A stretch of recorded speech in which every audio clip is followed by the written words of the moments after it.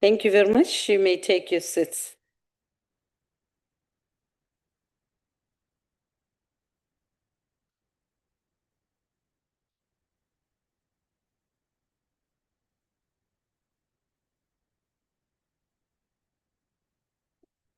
Honorable delegates and special delegates, let me take this opportunity and acknowledge the presence of Minister Papa Chrissy, as well as the presence of Deputy Minister Hlengwa. You are welcome. And here with us today in our midst, we are being joined in by the delegation of Limpopo, the MEC of Transport, Community and Safety, Honorable Matheus, as well as the chairperson of Transport in Limpopo, Honorable Libya. We also have Honorable Nenguta, as well as Honorable Mohali. From the Western Cape Province, we are also joined by the chairperson of PC on Finance and Budget, Honorable Van Wyk. He's here with us in the house. We also want to take this opportunity and welcome one of our own, Honorable Ngumalo. Honorable Ngumalo, you are welcome. And we are delighted to have you in the house. If circumstances are that you are unable to sit throughout the sitting, please, you may recuse yourself. We really understand your condition, and your apology has since been recorded. We also wish to acknowledge the presence of the chairperson of PC on Premier Community Safety and Liaison, Honorable Fraser, who's here with us from the province of KwaZulu-Natal. And of course, we have the MEC for Transport in Eastern Cape, Honorable MEC Ngata, who has joined in through the virtual platform. We also have MEC Diale Tlhabela for Transport from the province of Gauteng, who has also joined in through the virtual platform. We also have MEC for Public Works, Roads and Transport from Mpumalanga, Honorable Tomo, who has joined in through the visual platform, Honorable Malepeng, who has joined in through the visual platform, who's the chairperson of the Department of Transport. We also have MEC Lukele, who has joined in through the virtual platform from Mpumalanga, as well as MPL Ngwenya, who has also joined in through the virtual platform. From Northwest, we have the Chief Whip of the province, Honorable Sibehwa, who has joined in, and we also have MPL Muema, who has joined in, and as well as MPL Sonagile, who from Northwest. From the Northern Cape, we have no, we don't have delegates here. Salga representatives, we are being joined by Honorable Councillor DeVos, who has joined in through the virtual platform. And those are our guests for today, colleagues. Honorable delegates, having said that, may I remind you that the rules of the House shall apply in both a virtual platform as well as in the House today. I have been informed that there will be no notices of motions or motions without notice. We shall now proceed to the order of the day, which is the policy debate on budget vote 40, transport appropriation bill, which is a section 77 report. I now call upon Honorable Minister Barbara Creecy to open the debate.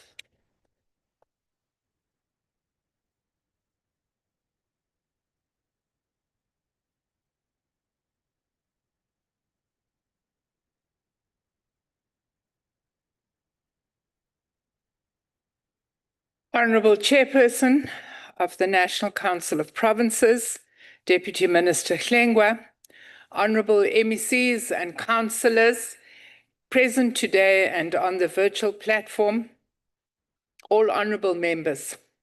Today we table a budget of 102 billion, a significant sum of money to build a transformed transport system that will equally serve the nurse from Khayelitsha the nurse from Davidton who must arrive on time for her shift, the student from Khayelitsha who studies at the Technikon in Muizenberg, as well as farmers, miners, and car manufacturers nationwide who must get their produce to international markets as efficiently and effectively as possible. This seventh administration is committed to building an economy that works for everybody. Consequently, logistics and mobility reform must be at the heart of our program. An effective and efficient transport, mobility, and logistics system will unlock opportunities, restore competitiveness, reduce inequality, and enable inclusive growth. Improvements in port, rail, and road infrastructure are already increasing throughput to key export corridors. Recent media reports indicate that at the end of last year, vessel traffic at our ports had increased by 9% and cargo throughput volumes by 4.2%, the highest improvement since the 2010-2011 financial year. However, external shocks such as fuel price increases and geopolitical uncertainty threaten to undo the gains we have made. Honourable members, rail transport is a safe, reliable, and affordable public transport alternative. Increased provision of passenger rail services during this financial year will provide a much-needed, cheaper option for working South Africans who are already feeling the pinch of the cost of living. In the 25-26 financial year, the passenger rail agency PRASA recorded annual trips surpassing 100 million, almost triple the figures recorded in 23-24. PRASA is continuing to reintroduce services to communities around the country. In Gauteng, additional blue trains have been deployed to increase the frequency of trips, whilst in the Western Cape, the full recovery of Cape Town's Central Line has restored connectivity for communities previously excluded from reliable rail services. With current fiscal shortages, we are in discussion with National Treasury on front-loading mechanisms so we can conclude restoration on outstanding priority lines. The reintroduction of the Midway to Lenasia and the Vereniging lines is scheduled for this financial year. Refurbished coaches of the previous yellow fleet are being deployed in non-electrified corridors, with 60 already deployed in Gukompo, Gqeberha in the Eastern Cape. The development of the diesel variant of the new blue trains is being looked at and processed currently in discussions with Transnet regarding the electrification of passenger lines in the Eastern Cape. Members of the Select Committee have travelled on this Central Line and have visited the Gibela plant producing the new locomotives. Honourable members, I am aware that you are interested also in the re-establishment of rapid rail between Gauteng and Mpumalanga and Messina, as well as eThekwini. Last year, the department and the PSP unit put out a request for information, and we are currently processing that information to find an affordable model that can be released through a request for proposal process. Last week, the Transnet infrastructure manager announced the names of the first 11 private train operating companies who aim to move up to 24 million tons of freight per annum, starting on the 1st of April next year. Significant strides have been made in unlocking investment and accelerating infrastructure delivery. The Durban Container Terminal Pier 2 concession has reached financial close and will increase handling capacity from 2 to 2.8 million TEUs in a year. This milestone establishes a bankable model for future private-public participation. This year, we will see a robust pipeline of private sector projects, including the Ngqoqa Manganese Export Corridor, the Richards Bay Dry Bulk Terminal, and the container corridor between Gauteng and eThekwini. At the end of the month, I will launch the Ngqoqa Gas Terminal at Nelson Mandela Bay Metro. The terminal will support gas-to-power generation and industrial growth, as well as supporting the diversification of South Africa's energy mix. The development of the Boegoebaai port is progressing with technical, environmental, and commercial work streams advancing in parallel. This project will establish the Northern Cape's first commercial port, reducing the province's dependence on Namibia and distant local ports for export of commodities. Whilst we continue to develop our rail capabilities, we must not stop investing in our road network. Over the medium term, SANRAL is expected to receive an appropriation of almost 31 billion. Projects in the current financial year include the resurfacing of the N3 from Geldenhuys to Baklu in Gauteng, improving the interchange capacity at the N3 Section 1 from Westville to Paradise Valley in KZN, road widening and intersection upgrades at the R516 from Toysbrae to Bela Bela in Limpopo, improvements and capacity upgrades at the N2 near George and Wilderness in the Western Cape, special maintenance for the R390 from Craddock to Hofmeyr, widening and improving drainage on the R52 from Costa to the N4 in Rustenburg, and upgrading and constructing a newly bound North Carriageway along Section 16 of the N1 from Scotland to Wynberg South in the Free State. SANRAL's roads connect communities throughout South Africa. Over the last few years, more than 13,000 kilometers of roads have been transferred from SANRAL by municipalities and provinces. This is not sustainable in the long term and will ultimately impact on SANRAL's ability to maintain the national road network. Next month, we will host a joint MINMEC between Treasury and Transport to find a mechanism to front-load the Provincial Road Maintenance Grant so that provinces can upgrade more of their priority roads sooner. This year, together with provinces and municipalities, we are reviewing the road-based public transport grants, including the Public Transport Network Grant and the Public Transport Operations Grant budget. Our goal with these grant reforms is to establish an enhanced and efficient, comprehensive grant that will reduce waste and ensure more cost-effective solutions for commuters. Honourable members, the taxi industry remains an important part of our transport ecosystem. This year, we will conclude the taxi recapitalisation grant and continue efforts to regularize and de-risk the industry, allowing operators to access affordable funding and helping to further integrate taxis into transport planning. The global transformation driven by electrification, digitization, and rapid mobility innovations is affecting transport everywhere. The real question is not if the taxi industry will face disruption, but rather what form such disruption will take. We are working on a future-orientated compact with the taxi sector, focused on partnership rather than imposition. This compact will support operators in transitioning to electronic vehicles through targeted financial instruments that make acquisition of such vehicles affordable. It will work with taxi associations and financial institutions to de-risk vehicle financing, removing the barriers that have long made fleet renewal a burden rather than an opportunity. Formalization remains a critical enabler of this transformation. A formalized industry is a protected industry, one where operators have access to decent work protections and where commuters have access to accountability.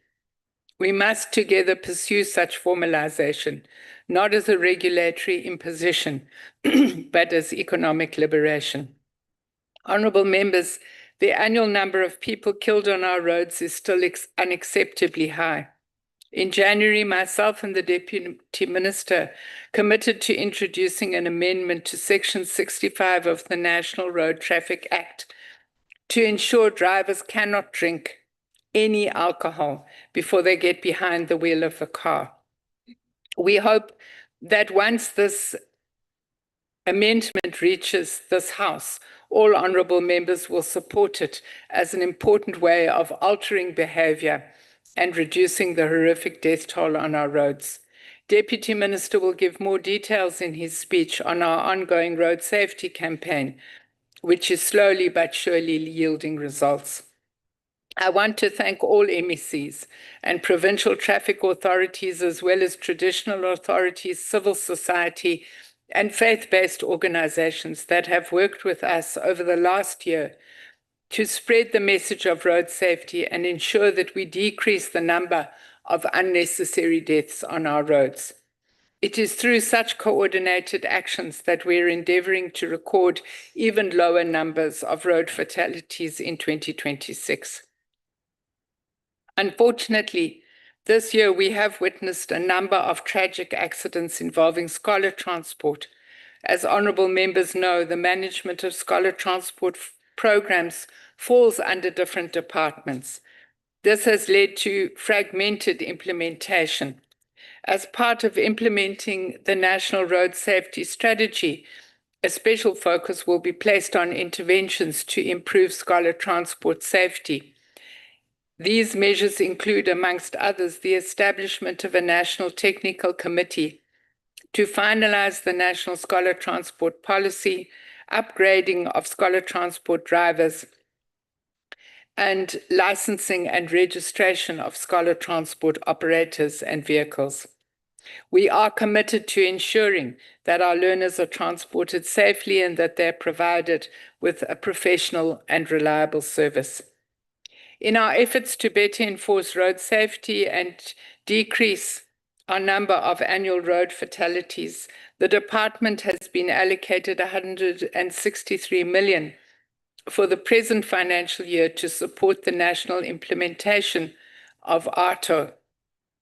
Over 16,000 traffic officials have already been trained, and the majority of provinces are ready for the implementation of Phase 2, as over 80% of issuing authorities have received the necessary equipment.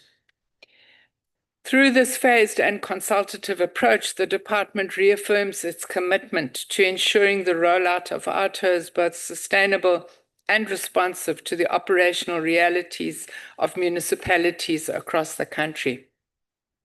Honourable members, in the aviation sector, we aim to meet the target of moving 1 million tonnes of air freight and 42 million passengers through the Airports Company of South Africa on an annual basis by 2029. Last year, terminal expansion and upgrade projects commenced at 3 AXA-operated airports, including Cape Town International. In the coming financial year, we will begin construction on a 5.7 billion midfield cargo terminal at OR Tambo, which will significantly increase our air freight handling capacity.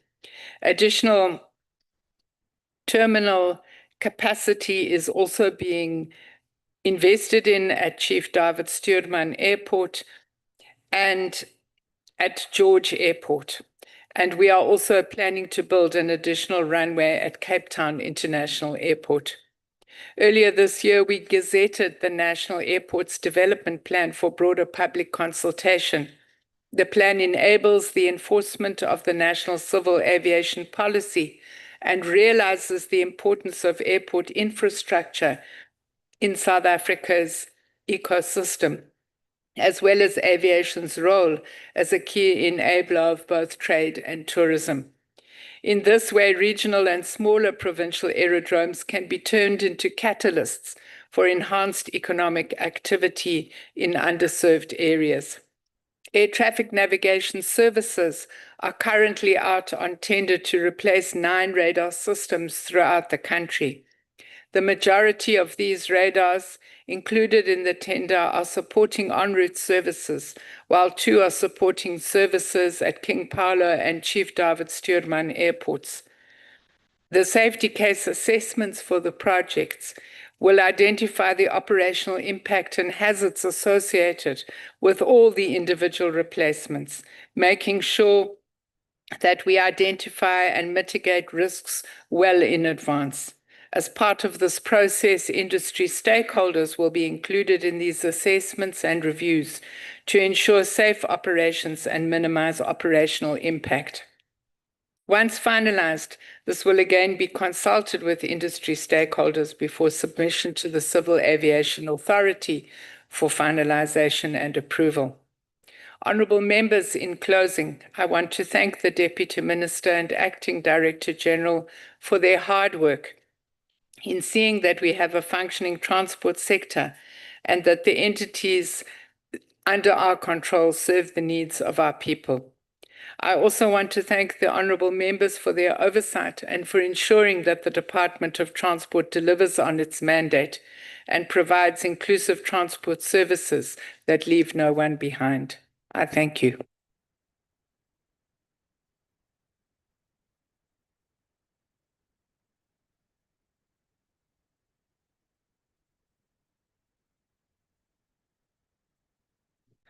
Thank you very much, Minister Chrissy, for a well-delivered speech. We are now proceeding to the chairperson of the Select Committee on Public Infrastructure and Minister in the Presidency, Honorable Badenhorst.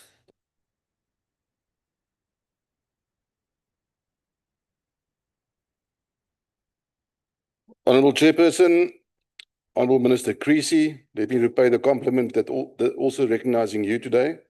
Honourable Deputy Minister Hlengwa, Honourable Members, fellow South Africans.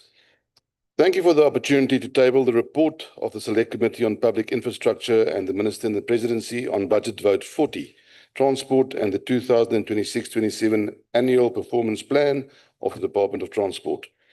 The committee considered the department's plans at a time when South Africa's transport sector faces serious challenges, but also enormous opportunity. In our engagement with the department on the 29th of April, one thing stood out immediately. The department's own situational analysis was very candid. It acknowledged deteriorating rail infrastructure, port inefficiencies, escalating logistics costs, and excessive dependence on road transport. That honesty matters, honourable members, because South Africans already feel these failures daily. They experience them in delayed trains, damaged roads, congested ports, and rising transport costs. Transport is not simply about moving people from one place to the other. When transport works, economies grow. When it fails, growth slows, businesses struggle, and ordinary commuters pay the price. The department remains responsible for setting strategic direction across roads, rail, aviation, maritime transport, and public transport systems, while overseeing a large network of public entities. The committee raised concern about governance weaknesses across parts of the transport ecosystem, particularly within state-owned entities. During the deliberations, I specifically referred to South African Airways as a cautionary example of what happens when governance failures, delayed accountability, and weak oversight are allowed to continue unchecked. The fiscal cost to the country and the damage to public trust remain significant. Chairperson, the department's budget over the next 3 years amounts to approximately approximately 313.5 billion rand. Transfers and subsidies to entities amount to more than 94% of this allocation. This means that the effectiveness of the department will be ultimately measured not by plans on paper, but by implementation and the performance of the entities receiving these funds. The committee noted significant allocations to SANRAL over the medium term, including 63.9 billion rand for the non-toll road network, funding for the Gauteng Freeway Improvement Project, the N2 Wild Coast Project, and the Moloto Development Corridor.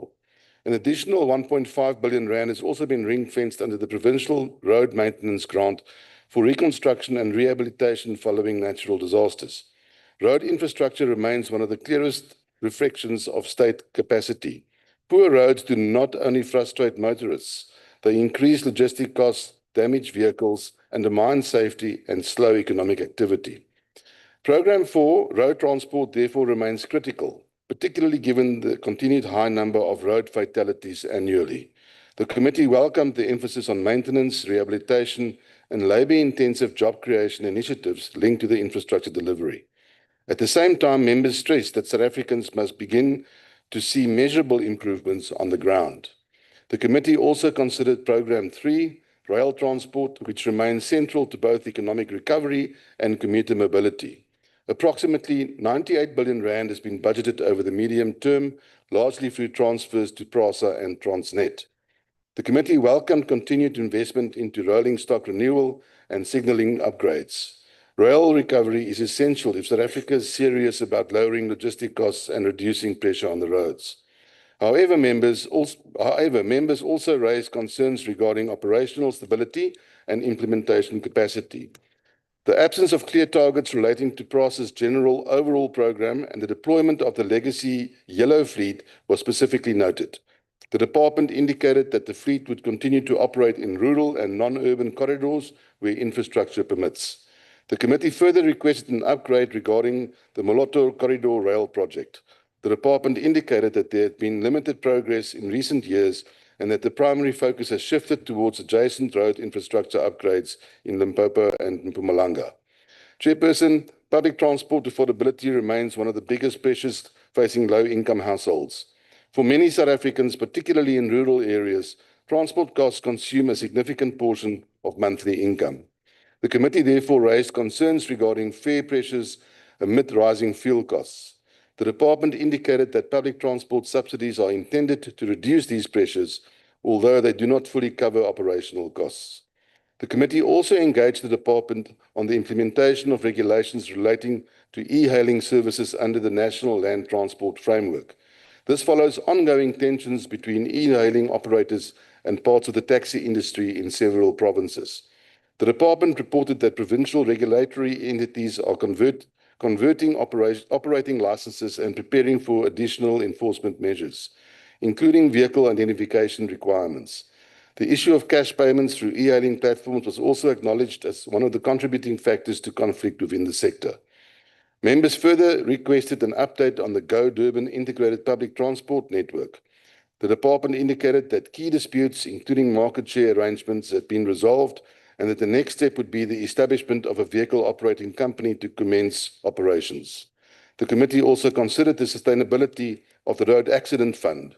Members requested clarity regarding the RAF claims backlog and the entity's long-term funding model. The department indicated that claim payments had improved under the new board, but acknowledged that the RAF remains financially unsustainable under its current model and continues to operate with a significant annual shortfall linked to reliance on the fuel levy. Reform through the Road Accident Benefit Scheme Bill is therefore intended to introduce a blended funding approach. Chairperson, the committee also considered developments within civil aviation and maritime transport. Program 5, Civil Aviation, focuses on regulatory strengthening, aviation safety, sustainability, and skills development, including plans relating to a National Aviation Academy and search and rescue strategy. Program 6, Maritime Transport, seeks to position South Africa as an international maritime center, supported by investments in port infrastructure and container terminals. However, members noted that long-term success in this sector will depend heavily on implementation and investor confidence. The committee also noted that Program 8, State-Owned Companies Governance Assurance and Performance, remains essential to improving oversight, governance, compliance, and accountability across transport entities. While the program itself carries a modest budget, its influence across the sector is very significant. Chairperson, the committee ultimately adopted recommendations requesting the department by the 31st of July to submit the following: a report on the return on investment from graduate and trainee programs, a report on the growth trajectory of emerging contractors within public entities, and the register of SUNRAL concessions, including local participation and skills transfer provisions. These recommendations are intended to strengthen accountability and ensure that public expenditure translates into skills development, transformation, and measurable economic benefit. The committee will continue to exercise firm but constructive oversight over the department and its entities. South Africa cannot grow its economy on failing logistics, unreliable rail, and deteriorating infrastructure. Transport remains one of the key enablers of growth, investment, and opportunity. The real measure of success will not be the size of the budget alone. It will be whether commuters experience safer roads, more reliable trains, improved transport, and a transport system capable of supporting economic growth.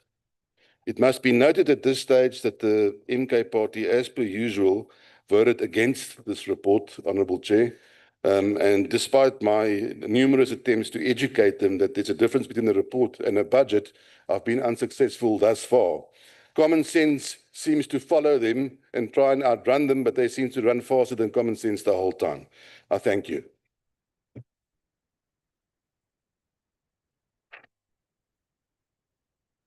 Thank you very much, Honorable Badenhorst. We shall now proceed to Honorable Ngata, the MEC of Transport, Safety and Liaison from Eastern Cape. He has joined in through the virtual platform. Over to you, MEC Ngata.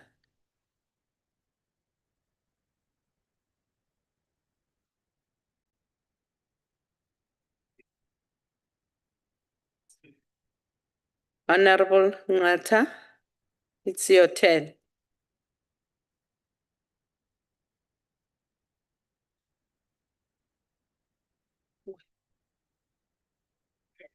Yeah, but she must speak. Honorable Ngata. She's probably battling with network. Can I then request? Okay. Honorable Chair. Yes, you may proceed, Honorable. My apologies. Greetings, Honorable Chair. Due to connectivity, I'm unable to open the video. With your permission, can I proceed? Yes, you can proceed, Honorable Ngata. Yeah, Honorable Chairperson of the NCOP, Honorable Members of Parliament, Honorable Minister and Deputy Minister, Honorable MECs from other provinces and all government and parliamentary officials, distinguished guests, ladies and gentlemen, good afternoon. It is a great honor and a privilege for me to take part in this important debate on the budget of the Department of Transport today. Honorable members, the debate takes place as our country prepares for local government elections scheduled for the 4th of November this year. During this period, the Department of Transport, one of the key service delivery departments, will be on the spotlight. Our communities will expect improvements in infrastructure and including construction of more roads and better services. And today, as we welcome the Department of Transport budget, we have no doubt in our minds that the department will use this budget to benefit the people of our country, especially the downtrodden. In the Eastern Cape, the Department of Transport has already tabled the policy speech for the current financial year, and we committed to improving the lives of citizens in the province despite facing financial constraints. And therefore, our budget as a provincial Department of Transport may not address some of the challenges confronting our province and our communities, particularly the Scholar Transport Program. This noble program has contributed in the province, for the 84% matric pass rate in the last academic year. As indicated in the provincial policy speech, the current model of scholar transport is under immense pressure. Budget constraints requires us to rethink sustainability.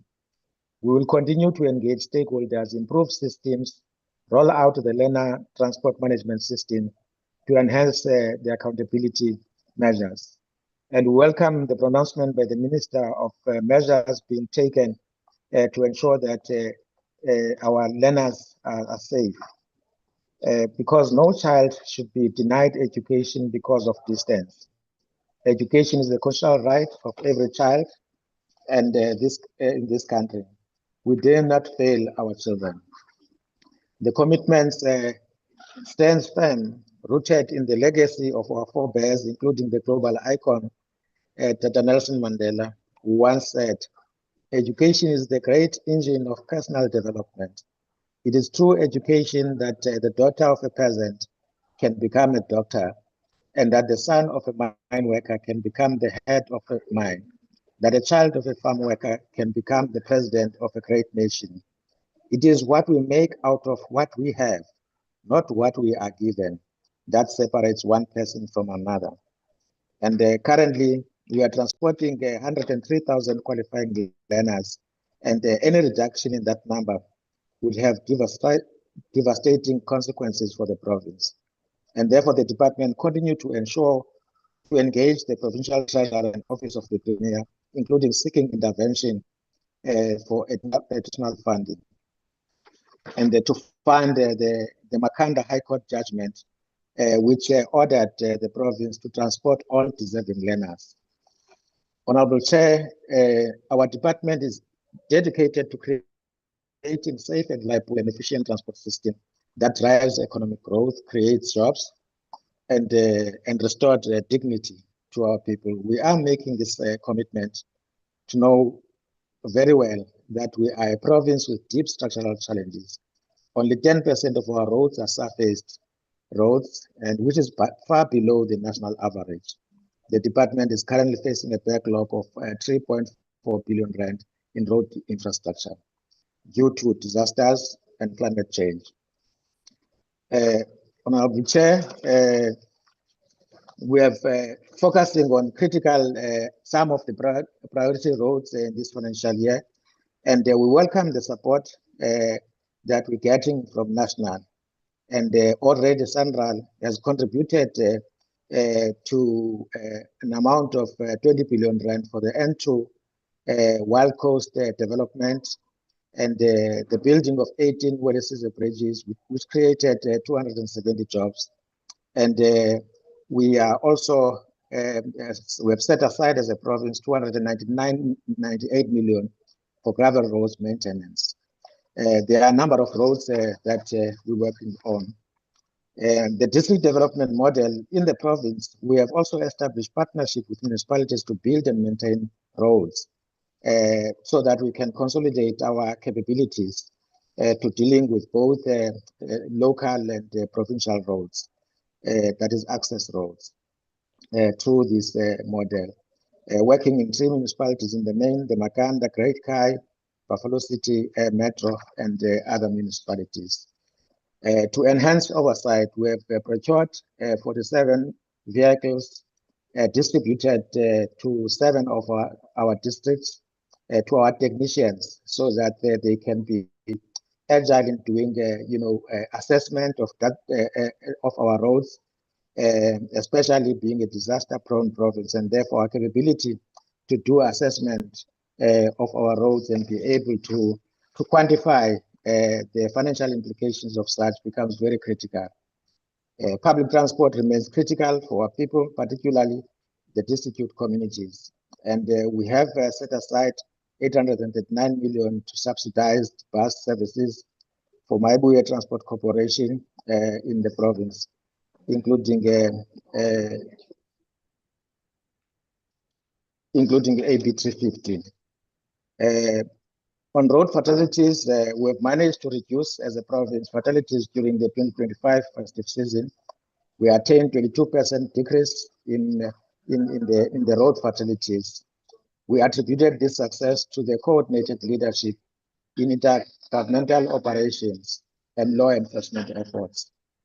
Despite the economic challenges, our department through EPWP created over 36,000 work opportunities, surpassing our initial target. However, we are now shifting our focus from short-term jobs to sustainable livelihoods.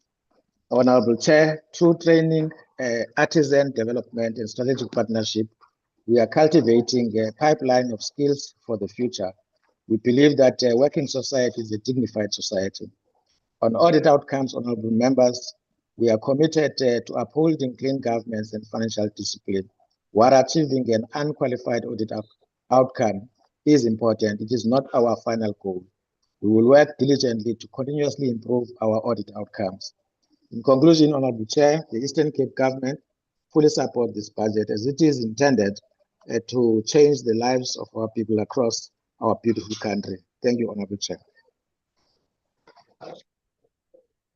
Thank you very much, Honorable MEC, for your contributions. And now we move to the next contributor to this debate, and that's the Honorable Skriya Hokel, representing the Democratic Alliance, for 7 minutes.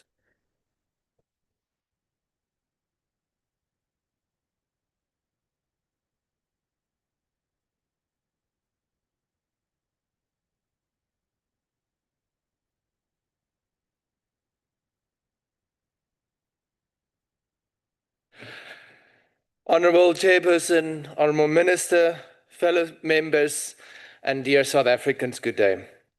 Transport is the passage to work, education, and dignity. In South Africa, that passage is littered with costs that so many South Africans can barely afford.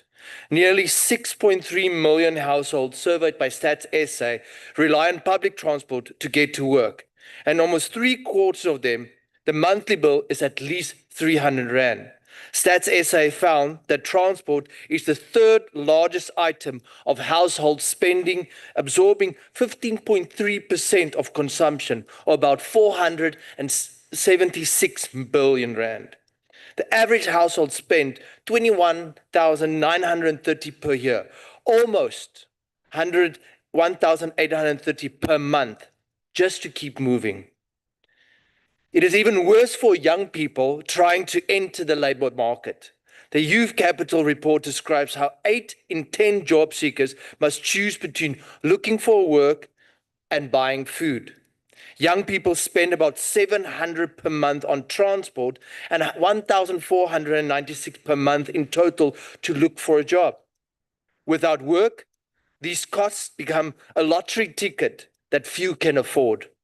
Rising fuel prices aggravate the crisis, with petrol increasing over 6 Rand per litre in April and in May.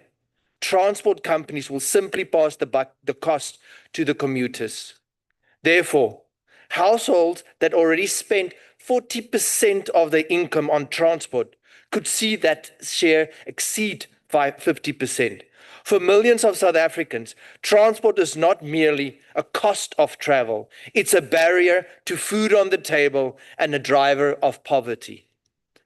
Will we continue this model of pumping billions into bloated state-owned entities while commuters watch station crumbles because then we will be here next year again lamenting the same crisis? We must prioritize our transport budget to put people first, not failing institutions. The Blue People's Train program is proof that new rolling stock can transfer commuter rail. PRASA is replacing aging yellow and grey fleet, which has become unsafe, with world-class blue trains equipped with built-in safety features and cameras. Commuters now ride without clinging to their possessions because crime has been reduced. That is what safety and dignity looks like. But the blue fleet serves only a handful of urban corridors. While modern trains are being delivered, hundreds of small towns still have derelict stations and abandoned rail sidings. These assets could be the backbone of local economies. So why not revive a station program? Local municipalities should be empowered through conditional grants and municipal infrastructure bonds to refurbish these stations, restore basic services, and run yellow fleet shuttle trains between nearby towns. The older yellow rolling stock, once overhauled, can provide affordable local services. By moving people, we move money. Each revived station could create maintenance jobs, retail opportunities, and pride. Investing in rail and public transport is not a cost. It is a job creation strategy. Global experience showed that transport projects can account for up to 12% of the GDP and deliver huge employment multipliers, according to the World Bank in 2026. Every new station or bus depot requires construction workers, artisans, station managers, ticket inspectors, security staff, and cleaners.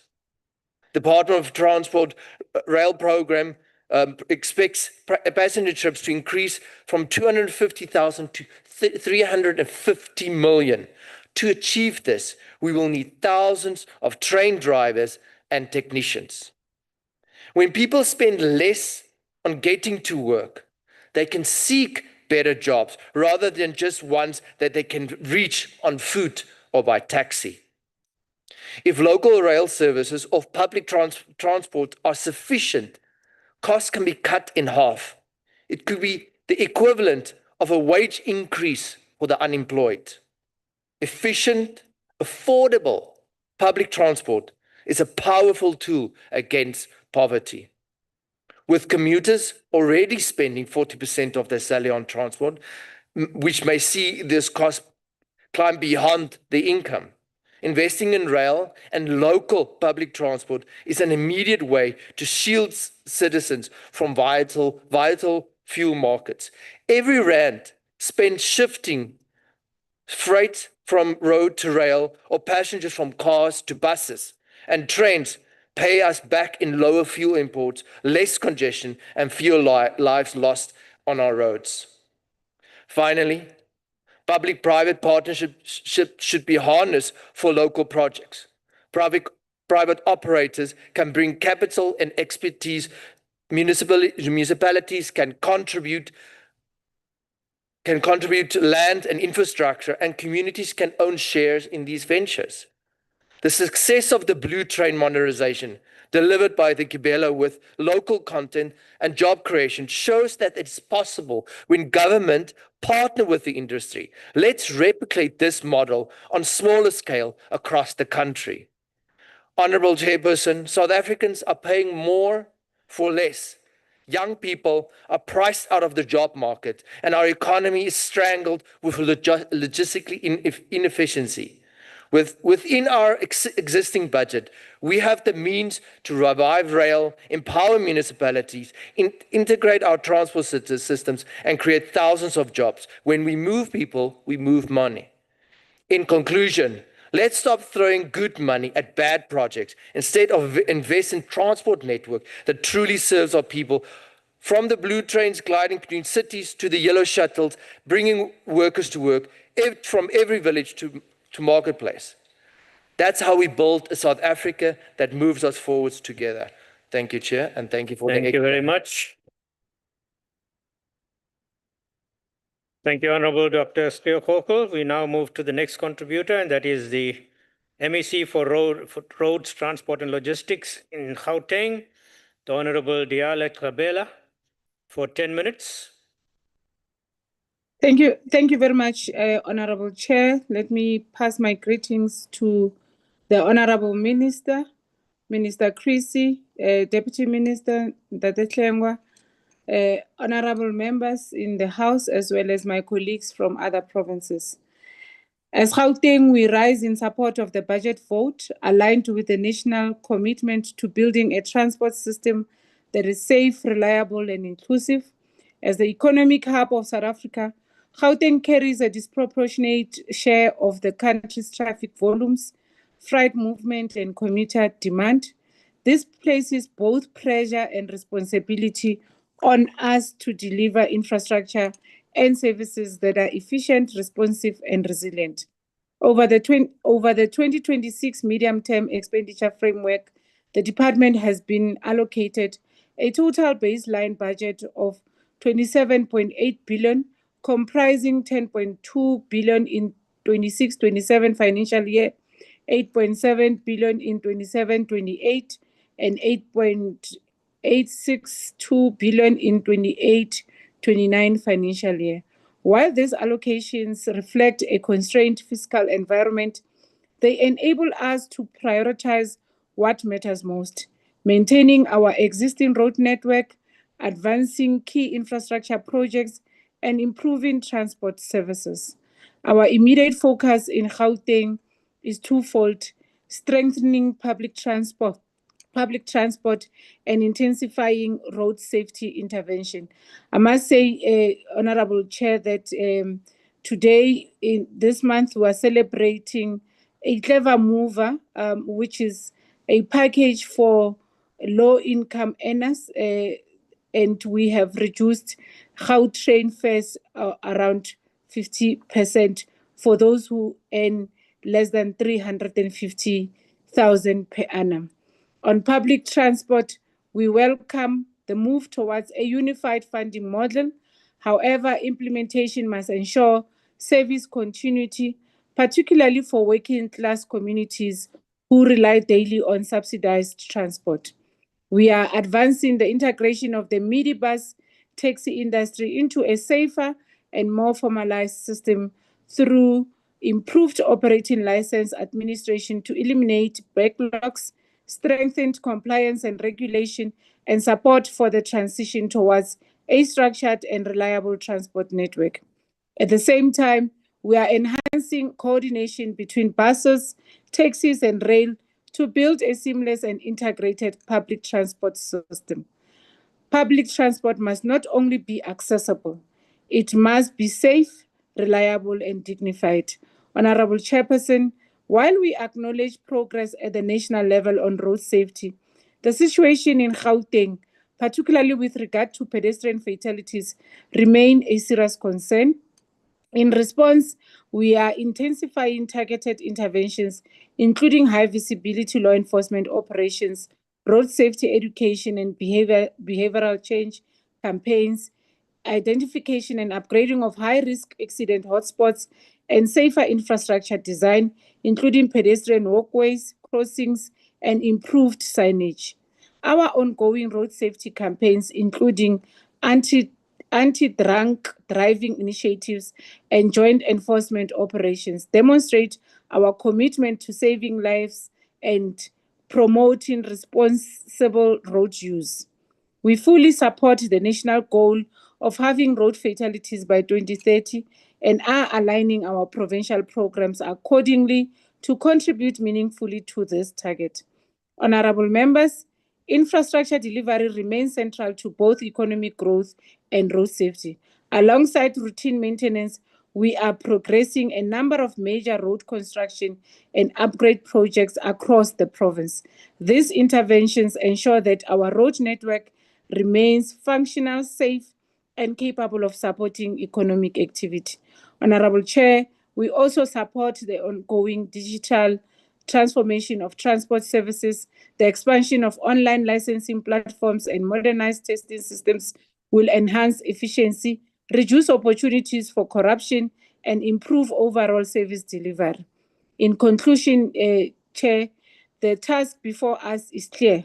We must build a transport system that works for our people, one that connects communities to opportunity, supports economic growth, and places safety at the center of everything we do. As Gauteng, we remain committed to working with national government and all stakeholders to deliver on this mandate with agency, accountability, and measurable impact. Transport must be a catalyst for development, not a constraint. I thank you. Thank you very much, Honorable MEC. We now move to the next contributor to the debate, and that is my homeboy, Honorable Kaunda, with 15 minutes.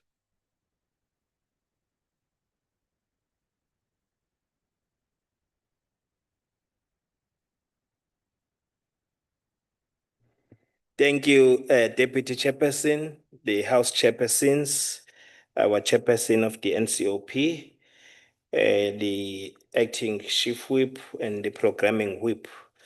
The Honorable MEC is present, the Minister of Transport and the Deputy Minister, and the fellow South Africans, good afternoon.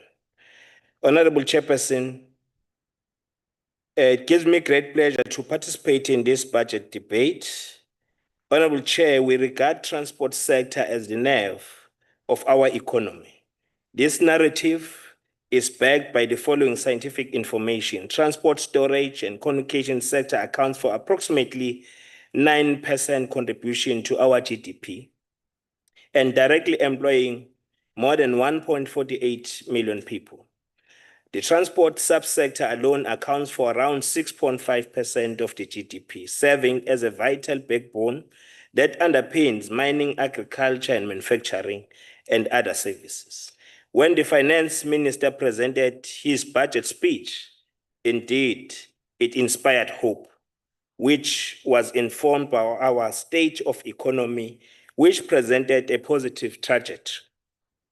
If we look at the journey we've traversed from the lowest trend in the global growth, COVID-19 disasters, civil unrest, and other factors which are both internal and external. Our economy, regardless of all these factors and against all odds, has displayed great resilience. This resilience is informed by governance stability, policy certainty, and our investment in infrastructure. This investment has increased, thus stimulating economic growth and our global competent financial sector, which also added as input. Whilst most economic sectors were still on the journey of recovery from severe negative impact of COVID-19, and our resilience bears testimony through the stability of our rand against the dollar.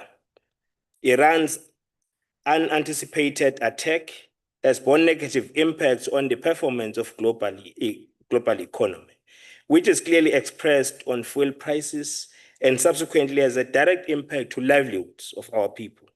Honorable Chair, notwithstanding all these challenges, our economic growth prospects are still indicating positive trends regardless of this unnecessary war waged by imperialists.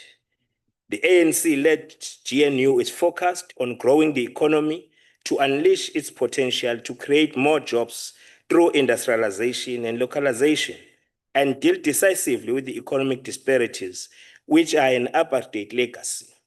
This imperialist agenda will never deter us from the attainment of the National Democratic Revolution strategic objectives, which is the creation of a united, non-racial, non-sexist, democratic, and a prosperous South Africa.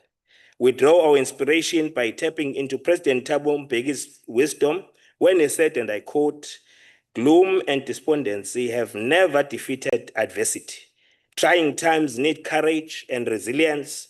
Our strength as people is not tested during the best times.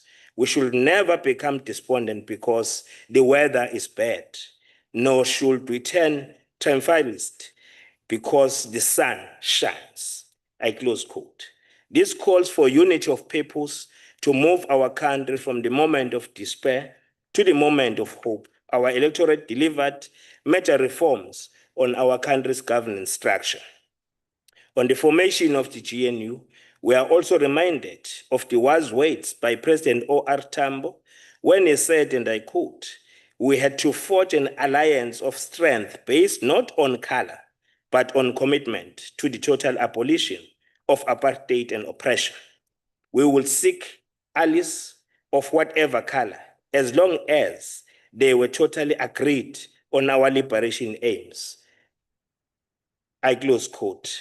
We are indeed on the right track in approving budgets that recognizes the importance of more investment on infrastructure, energy, transport and logistics, skills revolution, climate change, and social cohesion. Honorable Chairperson, as the African National Congress, we welcome the progressive allocation of the budget for Vote 40 total budget of 313.5 billion rands over the next 3-year budget cycle. We fully align ourselves with the department's priorities for the next 5 years and will need to conduct effective oversight into them as follows. We know that the department is charged with the responsibility to deliver on its mandate, especially on delivering transport that is safe, reliable, efficient, and affordable. The first one, which is being to move 250 million tons of freight on the Transnet rail by 2030.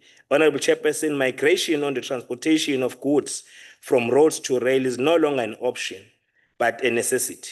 Freight rail infrastructure decline was a well-designed act as we ushered in our democracy. This was a deliberate disinvestment in the rail to make the way for trucking industry. Inefficient infrastructure, investment, and the poor state of rail system has led to disruptions in the freight over the years. The department and its entities need to accelerate this investment drive to attain efficiencies in our rail network systems. The next one is to increase crane moves per hour at our ports to 30 by 2030. Honorable Chairperson, as we all know, Durban used to be the leading port in the Southern Hemisphere, the position we intend reoccupying as a country through a concerted efforts that have been put in motion, which include but not limited to the adoption of the decongestion program, which led to the growing Cato-rich logistic hub, which has got potential investment of more than 18 billion rands. The program has reduced the total truck turnaround time and at the port.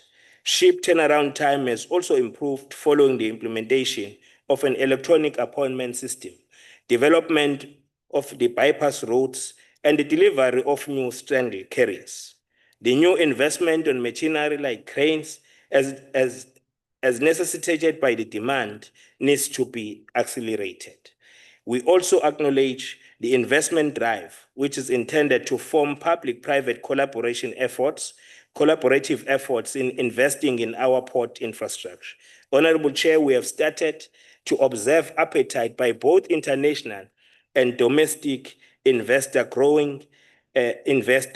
showing keen interest through pledges made in our National Investment Conference, which amounted to more than 1 trillion rands.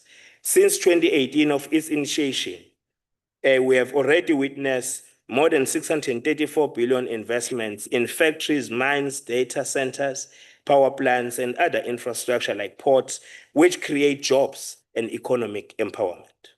Honorable Chairperson, the next objective is to achieve 600 million annual passenger trips on PRASA network by 2030. Chair, increased reliance on road transport contributes to accelerated deterioration of road infrastructure. We welcome the establishment of the Gibela Rail Transport Consortium, which operates state-of-the-art manufacturing plant at Eguruleni, which is contracted by PRASA to build 600 modern commuter trains, which is of its first kind in the Republic of South Africa. PRASA could not give them a blank check, but a very strict mandate to heavily localize manufacturing and drive local skills development and economic opportunities. As the Select Committee, we conducted an oversight visit to this plant and we saw their productivity levels, and there is significant progress, which is highly commendable. This intervention has improved people's lives, especially in townships and rural areas. The other outcomes are based on the reduction on late coming for learners and workers when commuted to their respective schools and places of work.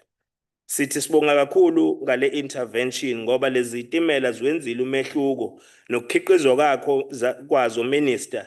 Lezi zitimela kusho kona ukuthi sehlisa ukuthi abantu bakithi bebe semgwaqweni ngobuningi babo kudale netraffic edala ingozi ezinkulu, kodwa sibonga nje ukuthi sebegibela ke manje kusukela umphakathi koKhayelitsha koMashu koMlazi mawukhuluma nakoGqeberha abantu bayobona umehluko ngoba mkhulu umehluko wenziwa lo hulumeni wentando yeningi. There are remaining challenges, especially on the late arrival of trains sometimes, which affect our communities. Hence, there is allocation on this budget to enhance train schedule, to move 42 million passengers and 1.2 million tons of air freight through the AXA network of airports by end of this political term of this 7th administration. Honorable Chair, we fully support the acceleration of air freight strategy for South Africa, which is intended to take advantage of Africa intertrade and the review of air services arrangement with identified markets. The return of SAA with its potential to reclaim the lost ground is really promising. We have observed the progress in relation to governance structure of SAA and its administration of the entity and its financial stability, which led to achieving at least a profit of more than 250 million rands after a long period of deficit. To reduce annual road fatalities by 50% by 2030. Honorable Chair, SANRAL has turned the country into a construction site. We recognize the national roads expansions and upgrades. We welcome the construction of roads, which is aimed at ensuring mobility. These roads are strategic links for agriculture, mining, linking communities, towns to economic corridors, which stimulates economic growth. We recognize the number of jobs and economic opportunities unlocked by these road infrastructure investments. The number of roads which have been officially handed over by provincial departments and municipalities to SANRAL have significantly increased for road maintenance, rehabilitation, and construction. When the time for the review, Honorable Chair, through you to the Minister, of concessions comes, an element of transformation must be continued to be prioritized and be enforced. We also welcome the transfers to provinces to fix road infrastructure to reduce road fatalities and make our roads the engines of the economy. We call upon prioritization of the construction and upgrade of low-lying bridges. Climate change impact have shown us that we need to proactively identify these bridges to respond to the plight of our communities who become the victims of floods, especially in deep rural areas, in areas of Amakosi, Agiti Asendlungulu, as they are rural in character. As we continue to rebuild roads and bridges severely affected by floods and civil unrest in 2021, we need to build back better, smarter, and resilience of our infrastructure to bad weather conditions should take precedence. Scholar transport, including distribution of 8,000 bicycles through Sishova Galula program, have transformed the lives of rural communities and restored dignity, which inspires hope for learners who walk more than 3 kilometers to their respective schools. This intervention has impacted positively on the academic results. We therefore call upon the evaluation of contracts on the public transport operation grant where the routes are still feasible and financially viable. So that kungazuba khona, Honorable Minister, ibhasi e-12 umphakathi leyo trip ibe subsidiziwe kodwa lihambe nabantu abawu4. Kukhona indawo eziwadingayo lamabhasi ezingawatholi lawo mabhasi, lelo sizo lamabhasi noxhaso lwenziwa uhulumeni lokuxhasa alama routes asuke identified. We further call for the evaluation of integrated public transport networks from their original objectives and finalization of Go Durban eThekwini. Sibone iqala ke inqalasizinda seyikhona, sibone iqale operate.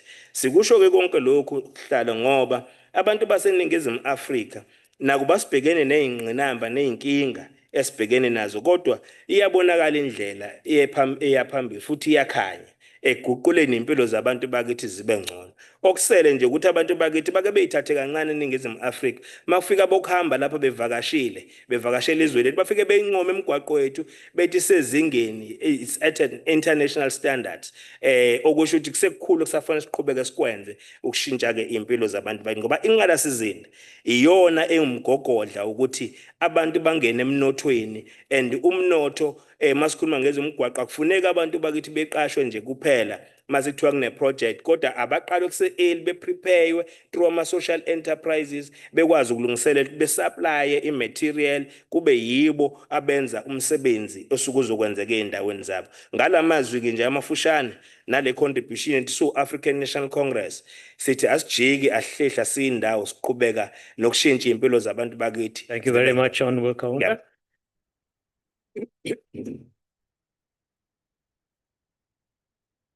The next contributor from my home girl, we moved to my home girl, Honorable Fraser, who is the chairperson of the Portfolio Committee on Premier Community Safety and Liaison from KwaZulu-Natal for 10 minutes.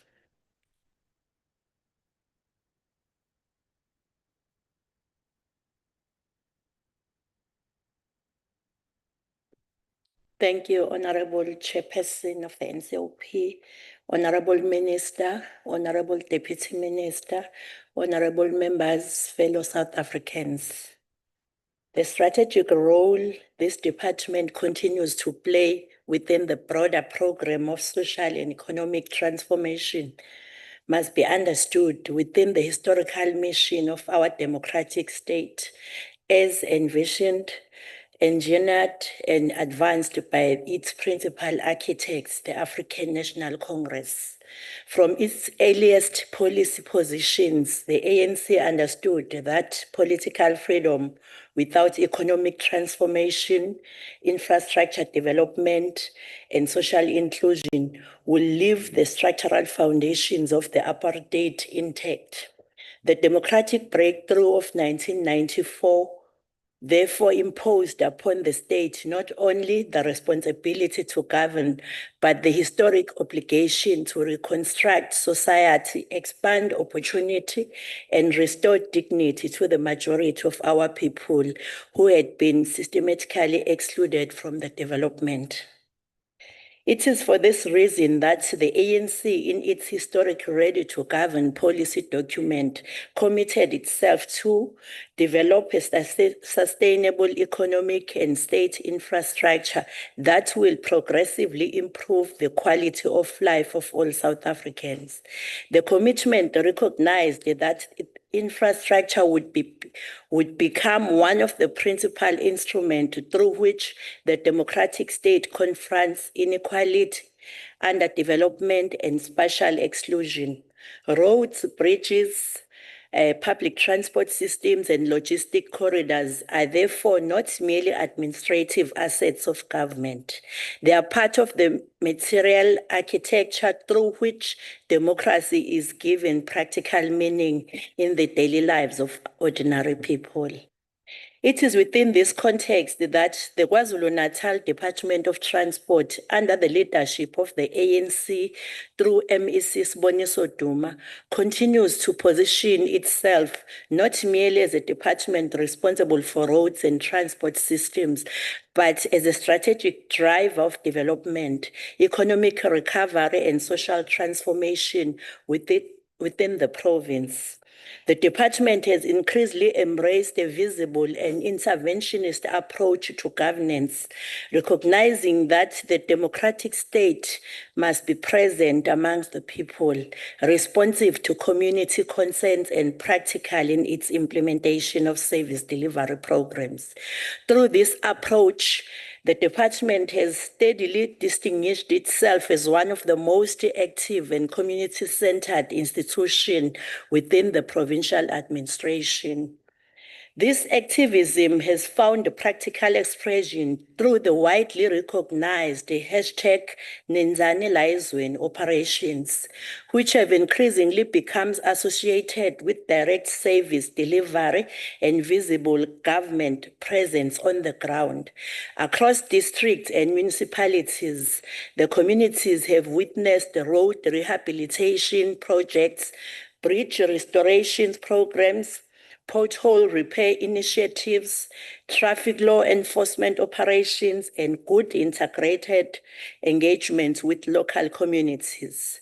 Importantly, Honorable Chairperson, these interventions have helped restore confidence that government remains capable of responding directly to the infrastructure challenges confronting ordinary people, particularly in rural and historical disadvantaged areas.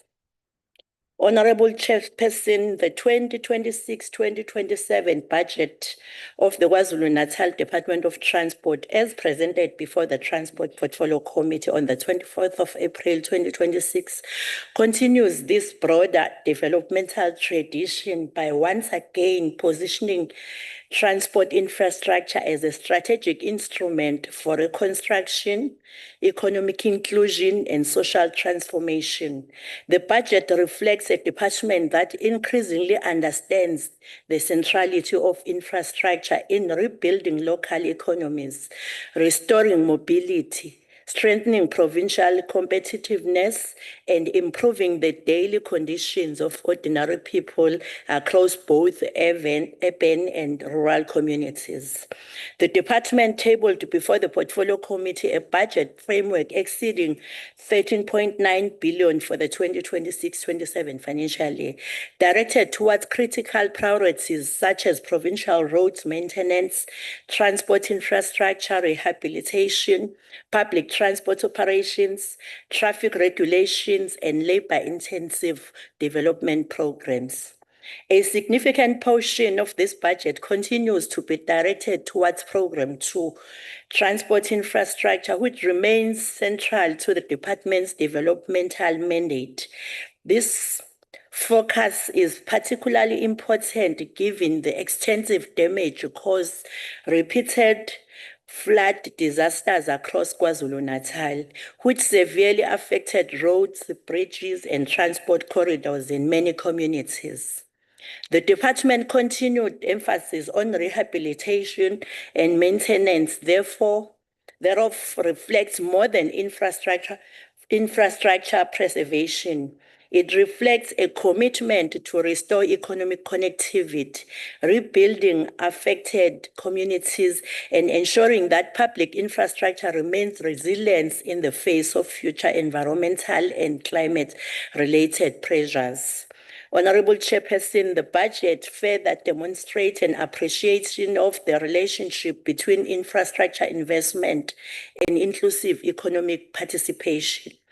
Through the expanded public works program interventions and targeted procurement approaches, the department continues creating opportunities for youth, women, and historical disadvantaged groups to participate within the infrastructure economy. Equally important is the department's continued support for the public transport operations through allocations exceeding 1.5 billion towards the public transport operations.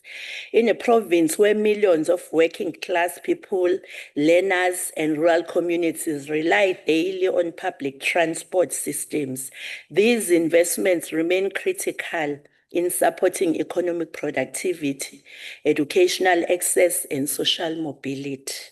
The budget presented before the Portfolio Committee also reflects an important institutional focus on governance, professionalism, and state capability.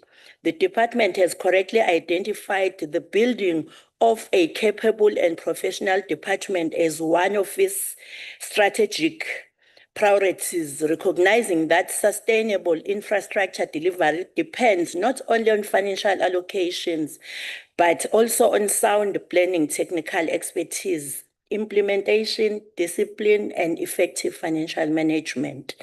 Honorable members, the work of the KwaZulu-Natal Department of Transport also continues contributing directly towards broader provincial economic recovery. Transport infrastructure remains one of the foundational drivers of investment, industrial activity, tourism, expansion, and regional trade integration. In a province such as KwaZulu-Natal, whose economy depends heavily on freight logistics, manufacturing, agriculture, and tourism, the efficiency and the resilience of transport systems become essential for sustaining growth and competitiveness. Honorable Member, as we conclude, in the words of Joe Slovo, one of the great architects of our liberation struggle, who would have turned 100 years old on the 23rd of May this year, I quote, "Therefore, our fight must primarily be a political mass struggle with revolutionary goals," unquote. Those words continue to carry profound relevance for the work before us today. They remind us that the task of transformation cannot be separated from material conditions of the people, nor can revolutionary goals be realized without a capable developmental state actively intervening to overcome inequality, exclusion, and underdevelopment. It is through practical delivery, responsive governance, and sustained developmental intervention that the democratic state continue giving meaning to the aspirations of our liberation struggle. I thank you all. Thank you, Honorable Fraser, for your input. The next speaker on the podium is going to be Honorable Mathieu de Limpopo, MEC for Transport and Community Safety. Over to you.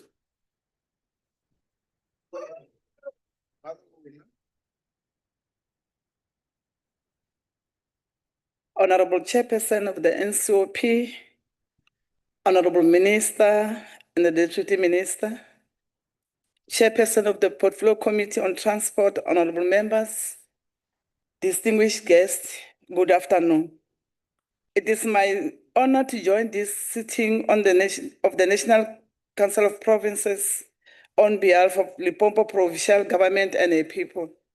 This sitting takes place as the global community reels with shock from economic onslaught of significant financial instability marked by incessant fuel and commodity price increases as a result of American aggression in the Middle East. This government continues to outdo itself to caution its people against this economic turbulence and disruption. We have instituted countless intervention mechanisms to lessen this hardship on our people, who are already economically burdened.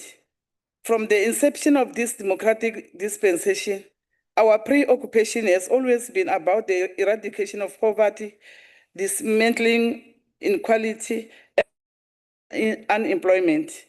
These are the values that have stirred our liberation aspirations and propelled us towards the attainment of this freedom and democracy.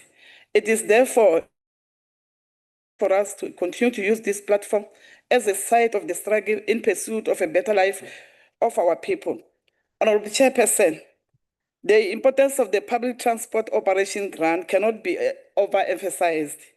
This grant remains the backbone of subsidized public transport services across our provinces, and it enables bus operators to ferry needy commuters from their homes and communities to various destinations safely and affordably. Through this grant, thousands of commuters are able to travel to schools, health facilities, towns, and places of work on a daily basis. For many families, especially the vulnerable and the poor, this support is not merely a convenience, but a lifeline that connects them to opportunities and essential services. However, honorable members, the current allocation of the public transport operations grant remains uneven and continues to disadvantage predominantly rural provinces such as Limpopo.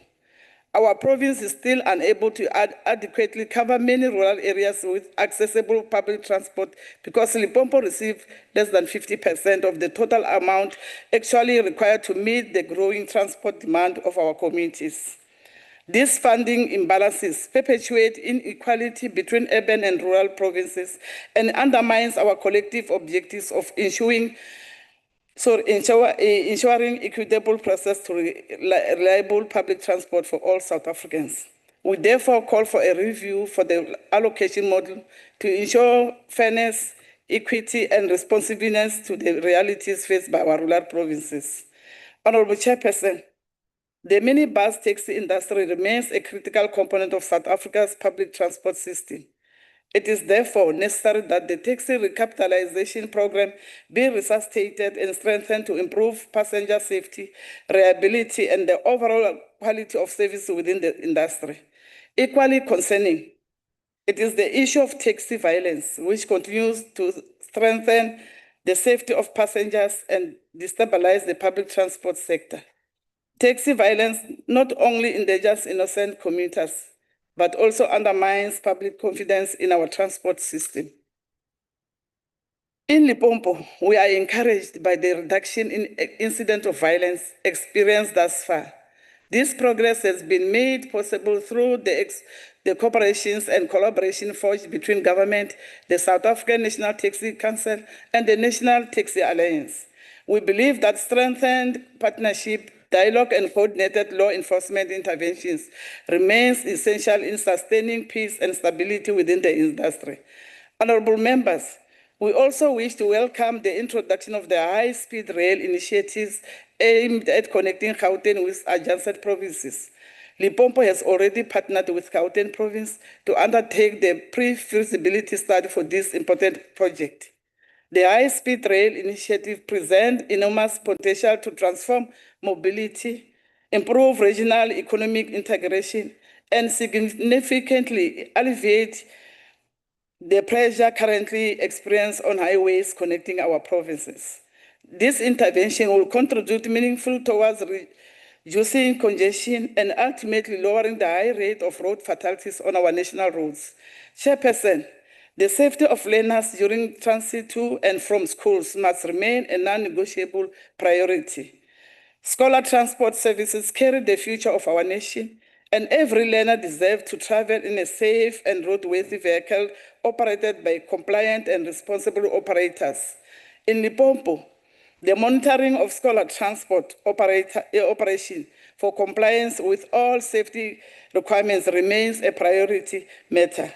We maintain a firm stance that operators found compromising the safety of learners must face decisive consequences, including the empowerment of such vehicles at all times. As government, we cannot compromise when it comes to the lives and safety of our children.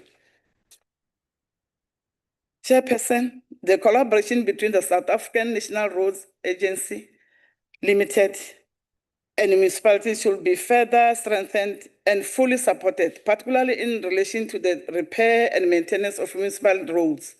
These roads play a critical role in facilitating economic activities through the safer and efficient movement of people and goods. Improved coordination and investment in municipal roads infrastructure will not only enhance connectivity and mobility, but will also contribute significantly towards local economic development, job creation, and road safety within our communities. In conclusion, Chairperson, we reaffirm our commitment to working collaboratively with national government, municipalities, transport stakeholders, and all social partners to build an integrated, safe, accessible, and sustainable public transport system for all our people. As I conclude, Limpopo supports the budget as passed by the Minister. I thank you. Thank you, Honorable MEC, for your wonderful input. The next speaker on the podium is going to be Honorable Van Wyk from the Western Cape.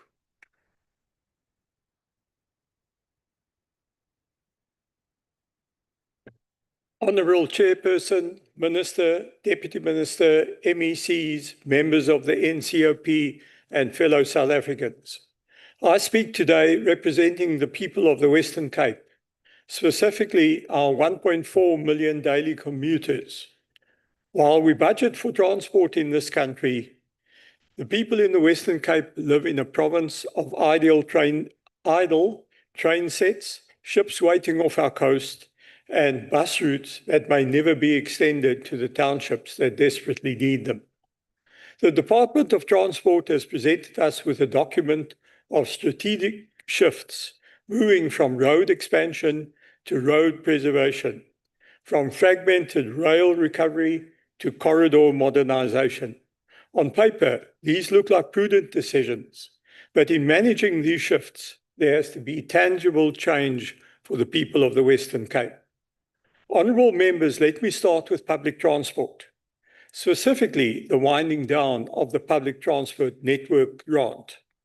National government has decided to reduce this grant by 8.6 billion rand over the medium term. The reason given is consistent underspending and delays elsewhere. In other words, because some provinces and municipalities failed, everyone must be punished. This department needs to deal with reality. In the Western Cape, the MyCity and Go George bus systems are not failures. They account for virtually 50% of all national bus rapid transit passenger trips in South Africa. Weekday trips in Cape Town are estimated at over 66,000, far outstripping Johannesburg's Rea Vaya system. Go George provides 28,500 weekday trips, equivalent to Tshwane and Ekurhuleni combined. While this national department has mismanaged oversight of other provinces and cities because it failed to enforce performance and allowed billions to be sunk without accountability, the Western Cape and our municipalities are now told that our expansion to Mitchell's Plain and Khayelitsha, a 7.1 billion rand project already underway, is under threat. Honourable Chairperson, what message does this send? That success is penalised and failure is subsidised. The working class families of the Cape Flats who rise before dawn to travel to jobs in the city centre will pay the price for management failures in other cities. These very same people are already living in danger because of the failures of SAPs to protect our communities, to which we now add further distress. Honourable Chairperson, through you to the Minister of Transport, performing cities should be rewarded, while the inefficiencies should be dealt with. Honourable Chairperson, let me turn to the Port of Cape Town, the gateway for the Western Cape's agricultural and export economy. The budget allocates nearly R1 billion for container terminal expansion, including new cranes and an additional tugboat. These are necessary, but equipment alone does not move cargo. Management does. For years, the Port of Cape Town has been poorly managed. Ships wait offshore for days. Our fruit exporters, who operate on razor-thin margins and time-sensitive perishables, have lost millions. The department and Transnet speak of the oceans economy as a great opportunity, but without any execution. Honourable Chairperson, we are told that a senior executive was deployed to Cape Town and that performance has improved. But where is the accountability following years of underperformance?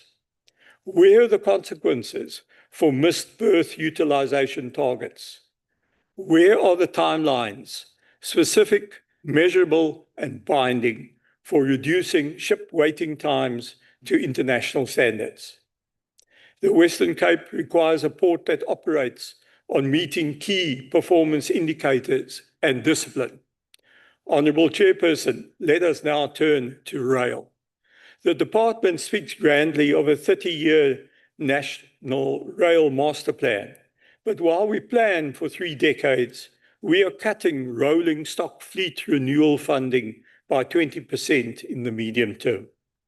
There is a contradiction here that I hope through you, Chairperson, that the Minister can explain. 98 billion rand over the MTF for rail sounds substantial, but Metro Rail coach refurbishment funding drops to 0 after this year. And we have not forgotten the 7.5 billion rand set aside for idle train sets, a concealed report, lack of accountability. That is not a lack of funds, it's a lack of management. In the Western Cape, we've seen positive steps. The Southern Line to Simonstown is operational. The Malmesbury Line has seen improvements, and the Kapteins Klip restoration has been concluded. But the recovery remains fragile. Vandalism and theft persist because security at stations is inconsistent. Train running times are not the same as before. Honourable Chairperson, we are aware of the issues of PRASA and do not need to list them. Chairperson, to achieve PRASA's passenger growth targets, we need hands-on, active operational management at the local level. I raise the question of devolution.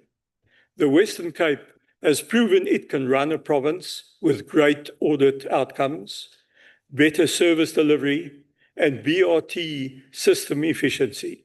So why can we not have greater authority over regional rail?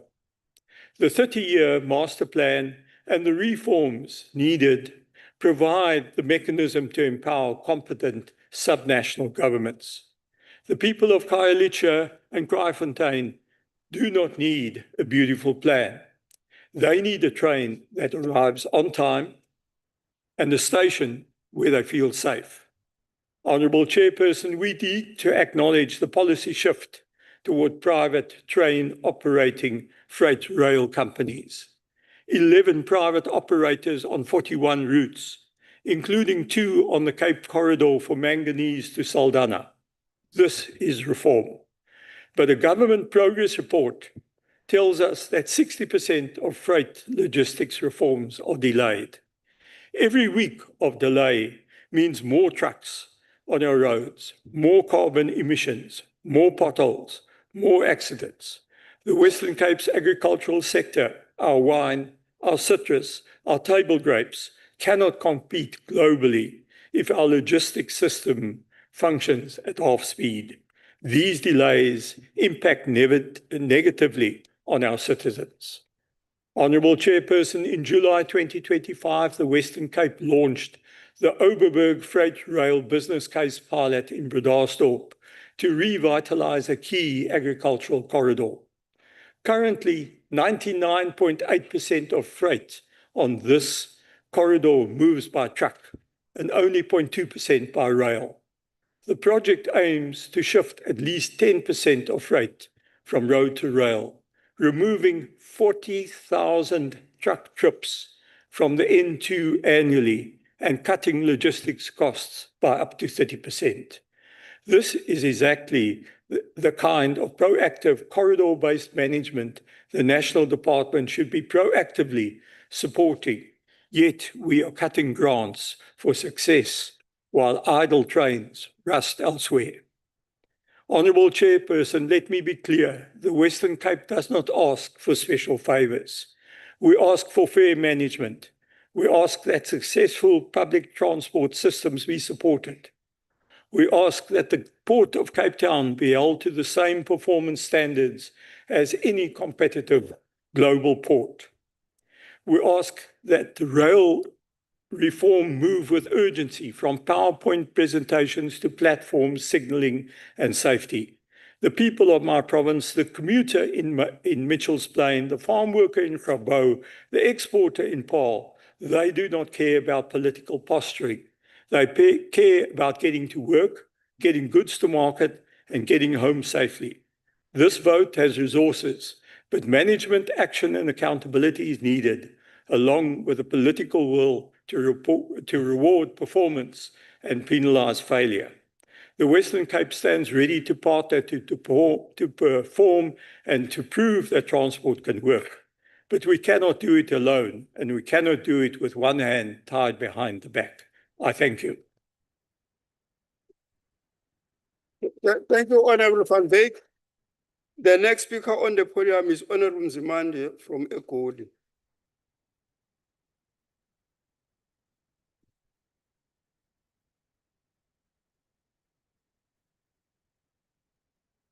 Honourable Chair, citizenry, Minister and the Deputy Minister.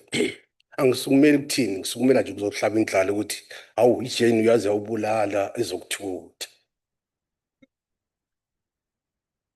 Due to poor planning and economic surrender. This budget vote is not evidence-based, not informed by credible data for planning and budgeting to help continuous performance improvement. It has unrealistic targets and projections while our people are living the language of potholes, broken trains, expensive taxi, collapsed roads and ports that are choking the economy. Admission by the department on freight rail decline, port inefficiencies, collapse, infrastructure, and rising transport costs, crippling the economy confirms a failed state. That is not opposition analysis. Ake nje nginikhombise ukuthi niplana kabi kanjani. Asibuke nje i-program one. Perfectly exposes the sickness inside the state planning, budgeting, and execution. Responding on parliamentary question is mere activity, not a performance measure aimed at addressing the risk associated with poor government and leakages in the system. Answering question cannot improve governance and cannot translate into strengthening control systems. Question arises because of presence of risk associated with governance. Nifana nje nengane ebuzwa kuthiwa uphasile besithi hayi iphepha ngathola question paper ngaphendula imbuzo kanje kanje. No, we are not concerned about that. We are just concerned about the outcome so that we hold you accountable. With answering question is not governance, but evidence governance but evidence of governance failure. I guess we can do program 4. Road transport exposes a government that has normalized debt. Government proudly announces that it plans to reduce road fatalities by 45% by 2029 and 50% by 2030. But what kind of government that plans for people to continue dying in large numbers? Again, vampire. A revolutionary developmental state does not manage death statistics. It fights to eliminate and prevent deaths. The overall goal of government is to promote the general welfare of the public. The programs and plans put in place must be responsive to the overall goals for any caring government. Reducing fatalities equate to non-caring government because people will still be dying because of preventable deaths. Strategies employed in plans shows that they are not based on credible data or evidence, are based on incorrect diagnosis and incorrect prognosis. The department itself admits that increased reliance on road freight is accelerating road deterioration. Why? Because rail has collapsed while trucks increase on the road. Road collapse faster. Transport food costs are on the rise. The destitute suffer more. Does this government care? They don't care. That is the direct economic violence towards the destitute. Honorable members, again, provincial road maintenance. The diagnosis and prognosis is incorrect for inferior quality and delays on provincial road maintenance. Front-loading maintenance grants shall not automatically translate to quality and to completion of road projects on time, but encourages use of money with no interest on quality. 54.2 billion PRMG allocation over the medium-term expenditure framework does not provide any increase.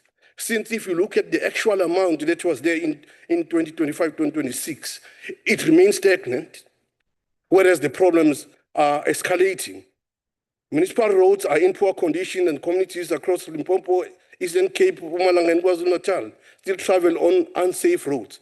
The problem is poor planning, corruption, poor oversight, weak engineering standards, and the absence of consequence management. Honorable members, program 3.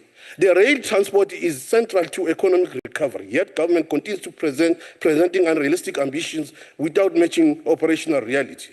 The department wants 600 million annual passenger trips on PRASA by 2030. Treasury says passenger trips are expected to rise between 250 million and 450 million over MTF. But commuters know the truth.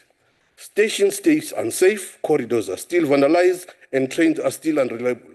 98 billion distributed over the MTF period without state capacity and poor planning shall have no effect in the lives of citizens. South Africa cannot industrialize while the logistics system is collapsing. A serious developmental state will rebuild rail aggressively, localize manufacturing, protect infrastructure and use transport to drive industrialization and mass employment. Ngoba isikhathi sesifuna ukuphela ngenishayela. Uyabona? The APP says transport is the heartbeat of economic growth and social development. But today, that heartbeat is weak because the state itself has become weak in planning and in execution of decision, and have no interest in advancing and defending the citizen economic interests. People are tired of watching funding plans not based to improve their welfare. MKP rejects this culture of managed decline. Citizens do not need government that does not advance the goal of improving their lives.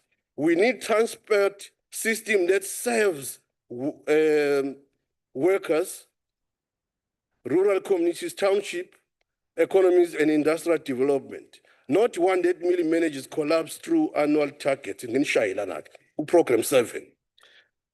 Public transport exposes another painful truth. Treasury itself admits that the public transport network grant did not transform public transport and so underspent. Now the grant is being reduced by 8.6 billion over the MTF period. What informs that? Thumb sucking. Meanwhile, millions of South African people still depend on taxis every single day. The taxi industry carries between 65% to 80% of commuters. Yet this government is treating it as a less important kind of mode of transport. Bakhuluma nge-recapitalization. Uyakwazi ukuthi ukusini lokho. But dislodge our people ku-business ye-transport abantu bamatekisi.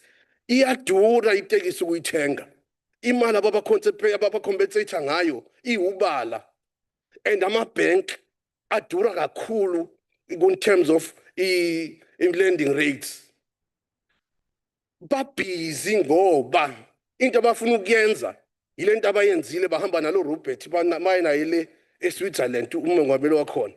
Babhizi bathengisa isizwe ku-AfriForum nakulamabhunu la kuthiwa i-EDA. Siyabonga.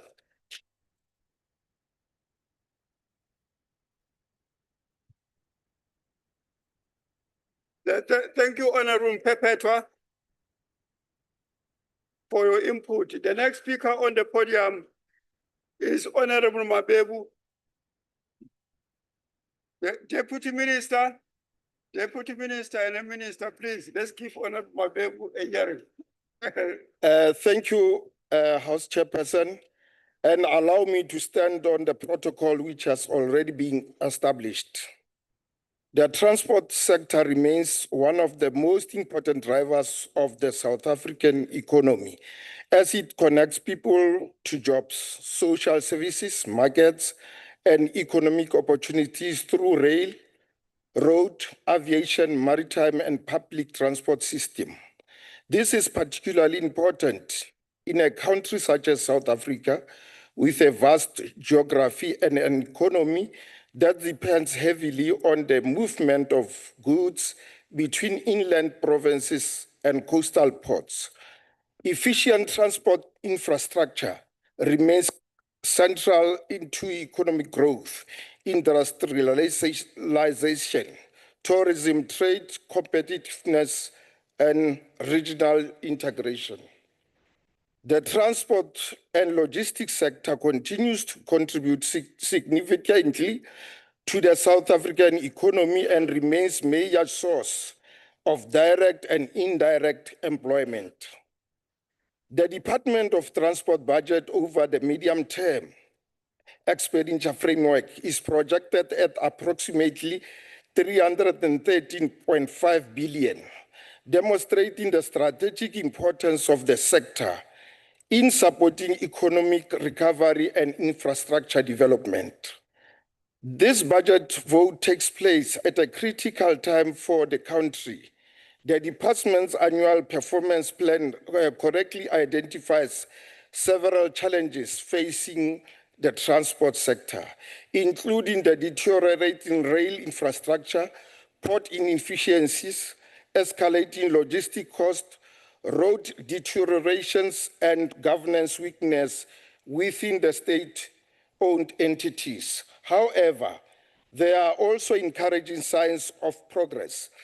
government logistics reforms program supported through Operation Vulindlela and increased collaboration between the public indicate improvements in port through freight movement and infrastructure investment. Transnet has reported improved cargo volumes, major ports, while reforms to allow greater private sectors participation in freight rail and progressing. These reforms are important in reducing logistic costs, improving export competitiveness, and restoring investors' confidence. The revitalization of rail infrastructure remains critical of economic growth and sustainability. Excessive reliance on road freight continues to place enormous pressure on national and provincial roads while increasing maintenance costs.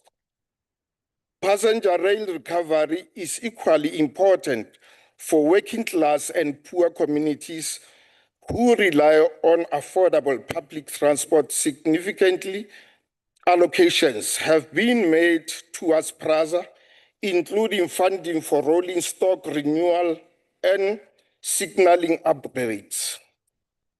Continued investments in rail modernization, signaling system, station infrastructure, and commuter safety is necessary to restore confidence in passenger rail services and increase passenger volumes.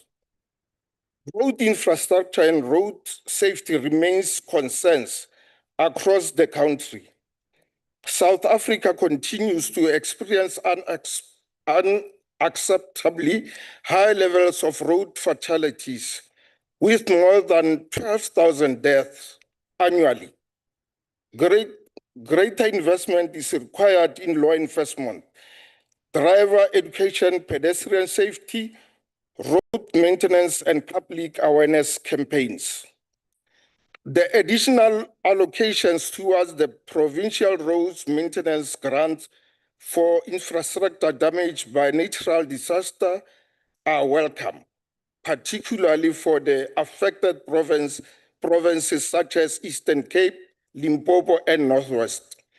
At the same time, SANRAL continues to play an important role in strategic road infrastructure development through investment in national economic corridors and freight roads. Chairperson, the aviation sector has always shown resilience and recovery following the COVID-19 pandemic. Airports Company South Africa continues to play an important role in tourism, trade, and investment. South Africa airports continue to receive international recognition for service quality and operational standards. However, challenges to engage infrastructure, maintenance of navigation system, and long-term infrastructure investment remain important. Air traffic and navigation system, together with the South African Civil Aviation Authority, continue to play a critical role in maintaining aviation safety and regulatory compliance according to international standards. The proposed establishment of National Aviation Academy and improvements in aviation for safety infrastructure and positive developments that can strengthen the sector's long-term sustainability. South Africa's ocean economy continues to hold enormous strategic and economic potential. The increased use of the Cape shipping route due to global geopolitical instability has reinforced the strategic importance of South Africa ports and maritime infrastructure. The South African Maritime Safety Authority, therefore, remains critical in ensuring maritime safety, environmental protection, and compliance with international regulations. Government Maritime Transport Program aims to position South Africa as an international maritime center for the investment in port infrastructure, coastal shipping, environment position, and improved port governance. Public transport affordability remains a serious challenge for many South Africans, particularly low-income households and rural facing rising fuel and transport costs. Government public transport subsidies therefore remain important in reducing the burden on commuters. Strong governance and accountability within transport entities remain essential. The Select Committee correctly raised concerns regarding governance failures previously experienced at the state-owned entities and the need for stronger oversight, consequence management, financial accountability, and improved operational performance. Infrastructure investment in transport remains one of the most effective ways to stimulate economic growth, support administration, improve trade competitiveness, attract investment, and create jobs. While challenges remain, there are clear signs that reforms and recovery initiatives are beginning to stabilize and rebuild the sector. It is important that investment in transport infrastructure continues across all modes of transport to support inclusive economic growth, improve mobility, strengthen region integration, and improve the lives of South Africans. The transport sector remains central to economic development and job creation. So, ANC support the budget vote on transport. Motse re feta wa balala, mme wa ba rua kgomo, re tsena ka ona. I thank you. Thank you, Honorable Bebu. On that note, I'd like to call Honorable Mukai from the Northern Cape.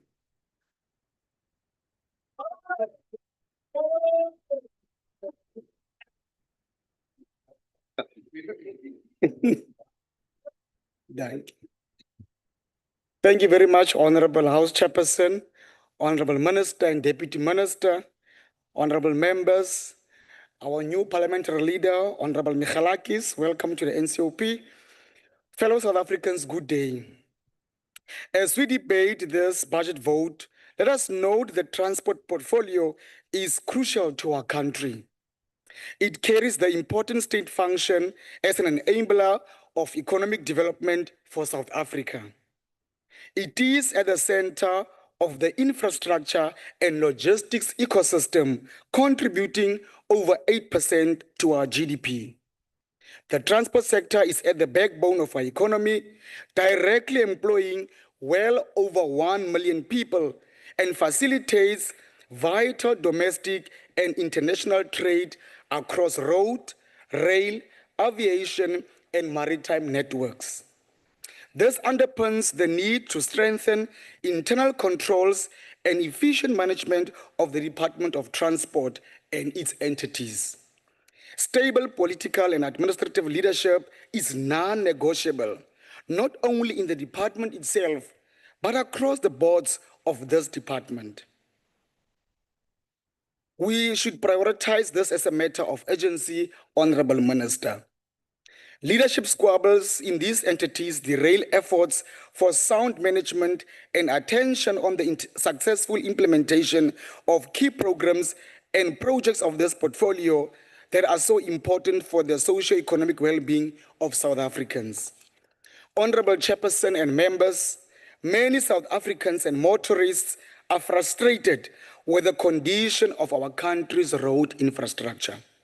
We all know too well, honorable members, the damage caused to our vehicles due to potholes and the general poor condition of our roads, leaving much to be desired.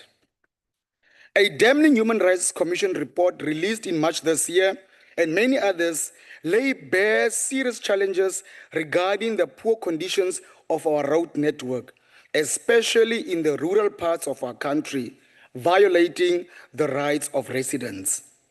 Some of the roads are so degraded, from poorly maintained gravel to crumbling asphalt, making it difficult for residents to access services such as healthcare, education, and economic opportunities. These are not just isolated and technical failures. They point to a political choice to perpetuate a system where the most vulnerable communities remain isolated. After 3 decades of a democratic state, however, many of these patterns remain visible. We know that the effects continue to ripple and disrupt the everyday life of these communities. While it's a welcome note that more than 140 billion rands is allocated over the medium term to fund efforts to maintain, upgrade, and construct national and provincial road networks through the road transport program, the Democratic Alliance is deeply concerned about the under-expenditure across the spheres of government, from local to provincial. Yes, I know that the narrative will be to take this matter to the respective provincial departments, especially from this House, the National Council of Provinces. However, we implore on the ministry, as the custodian of these grants and funds, to be harsh with the provincial counterparts. This department cannot just be a conveyor belt dispersing funds to provincial and municipal authorities. Most times, provinces also raise the alarm that some of the road networks are allocated to them from SANRAL, but without the necessary funding. Now, this becomes a serious challenge when there is a back and forth between provincial departments of roads and transport and the national department. And we all know too well that sadly, when the elephants fight, it is the ground that suffers. It is the ordinary communities that bear the brunt. It is the motorists who are dealt a blow. This is untenable and must be given the necessary and urgent attention. Resources must be adequately spent. Gone must be the days when grants are returned to the public purse unspent, for one reason or the other. This does not bode well for a democratic government that prides itself on putting the needs of the people first. What is becoming clear, Honorable Chairperson and members, when it comes to road infrastructure projects, is that accountability and oversight over these projects need to be strengthened. When projects delays and their constraints occur, those who are responsible, they must account. For far too long, government projects have been delayed and work takes forever to be completed. Sites are abandoned and no one is prepared to take responsibility. Communities, especially the most vulnerable, look up to us to play our oversight role and hold those responsible accountable. As I mentioned earlier in my debate, this department is at the center and backbone of our economy. If it fails and is unable to deliver adequately to all South Africans, our economy will be weakened and much needed jobs will be shed, deepening poverty and inequality levels. Now, those honorable members, it cannot be the case for our beautiful South Africa. It cannot be that 30 years into democracy, we are still speaking about poverty and unemployment. We can and must do better. I thank you. Ke a leboga, baie dankie.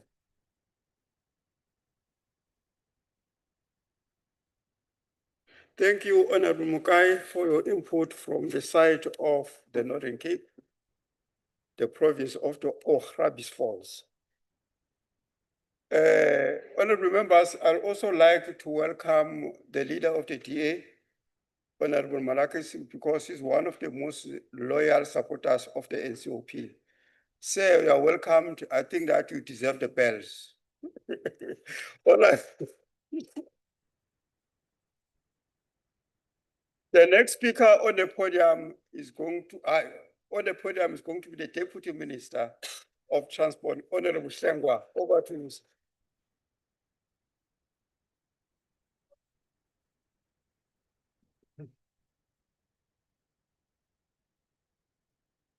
Thank you very much, Honorable Chairperson, Honorable Minister Creasy, Honorable MEC colleagues, Honorable members of the NCOP. Thank you very much for the opportunity.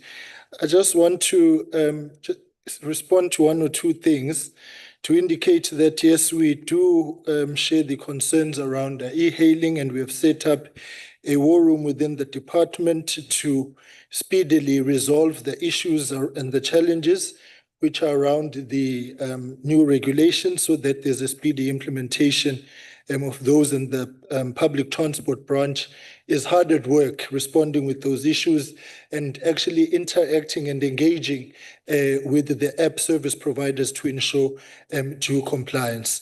So that matter is receiving attention.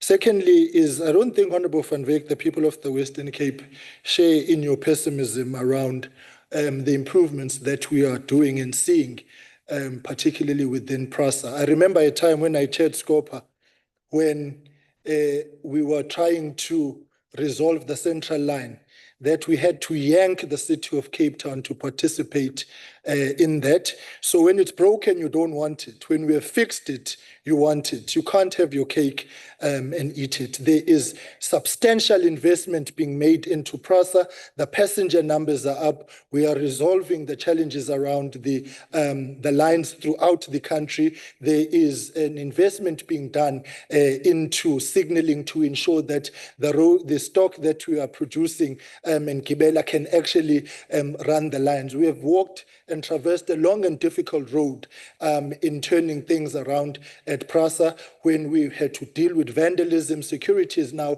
been rolled out. People were stealing infrastructure. So I don't think it's correct to now assume that because it's working, all of a sudden it's right. Let's look back from where we actually come from, including but not limited to the work of oversight that was done by this House.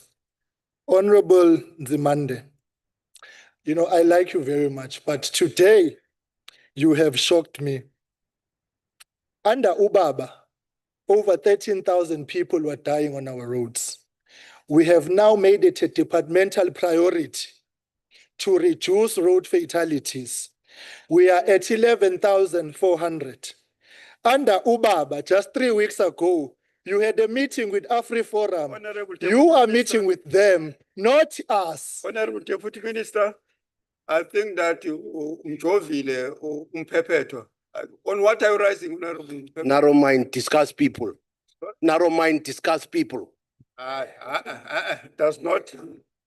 No, withdraw that. No, withdraw that. You cannot afford that. Withdraw that, is insulting. No.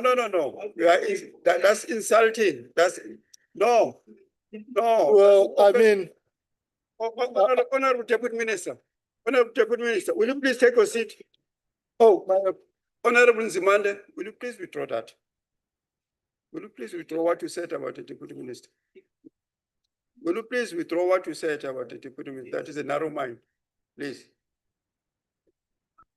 Withdraw what you just said about the Deputy. What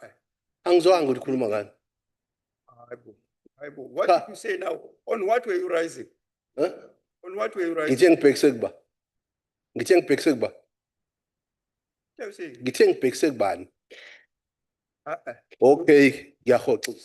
thank you. Over. I did not mean to vampire the honorable member. So now, Honorable Mogai, you speak about the necessity for stable leadership at a political level. I can assure you the Department of Transport is very stable at that particular level. I also want to indicate that on the challenges you have raised on potholes, we have set up a SALGA working group to ensure that we assist municipalities to properly spend on their MIG and for them to be able to meet the demands of the Vala Zonke program. So that as well is receiving our attention in the department. Honorable Kaunda has assisted in detailing the key strategic priorities of the 7th administration in the priorities that he has actually listed out. And I want to segue by then building on the need for us to reduce road fatalities by 45% by the year 2029 and 50% by the year 2030.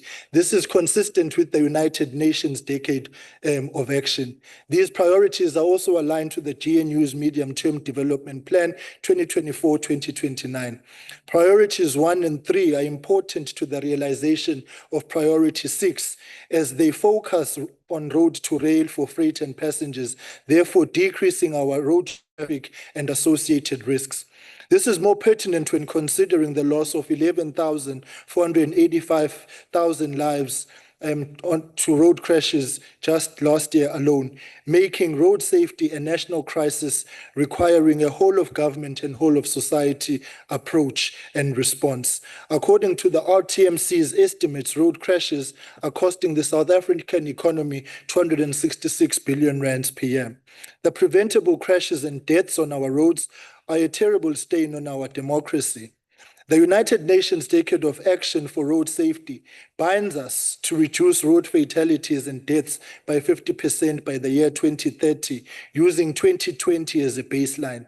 In line with the UN target, we have set our targets as a country as well.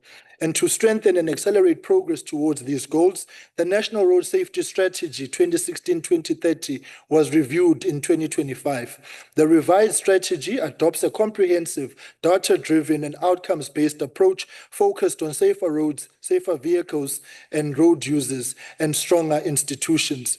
It further prioritizes sustainable funding models and partnerships, the establishment of the National Road Crash Data Observatory, predictive analytics, hotspot identification, evidence-based interventions, and stronger anti-corruption measures within licensing, testing, and enforcement centers.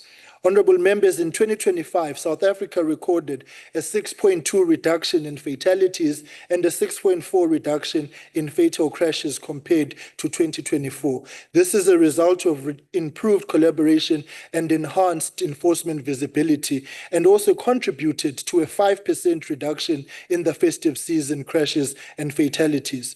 Notwithstanding that from January to April this year, we have registered a marginal reduction of 3% in fatalities, 2026 is the lowest rate of fatalities in 5 years for the same period.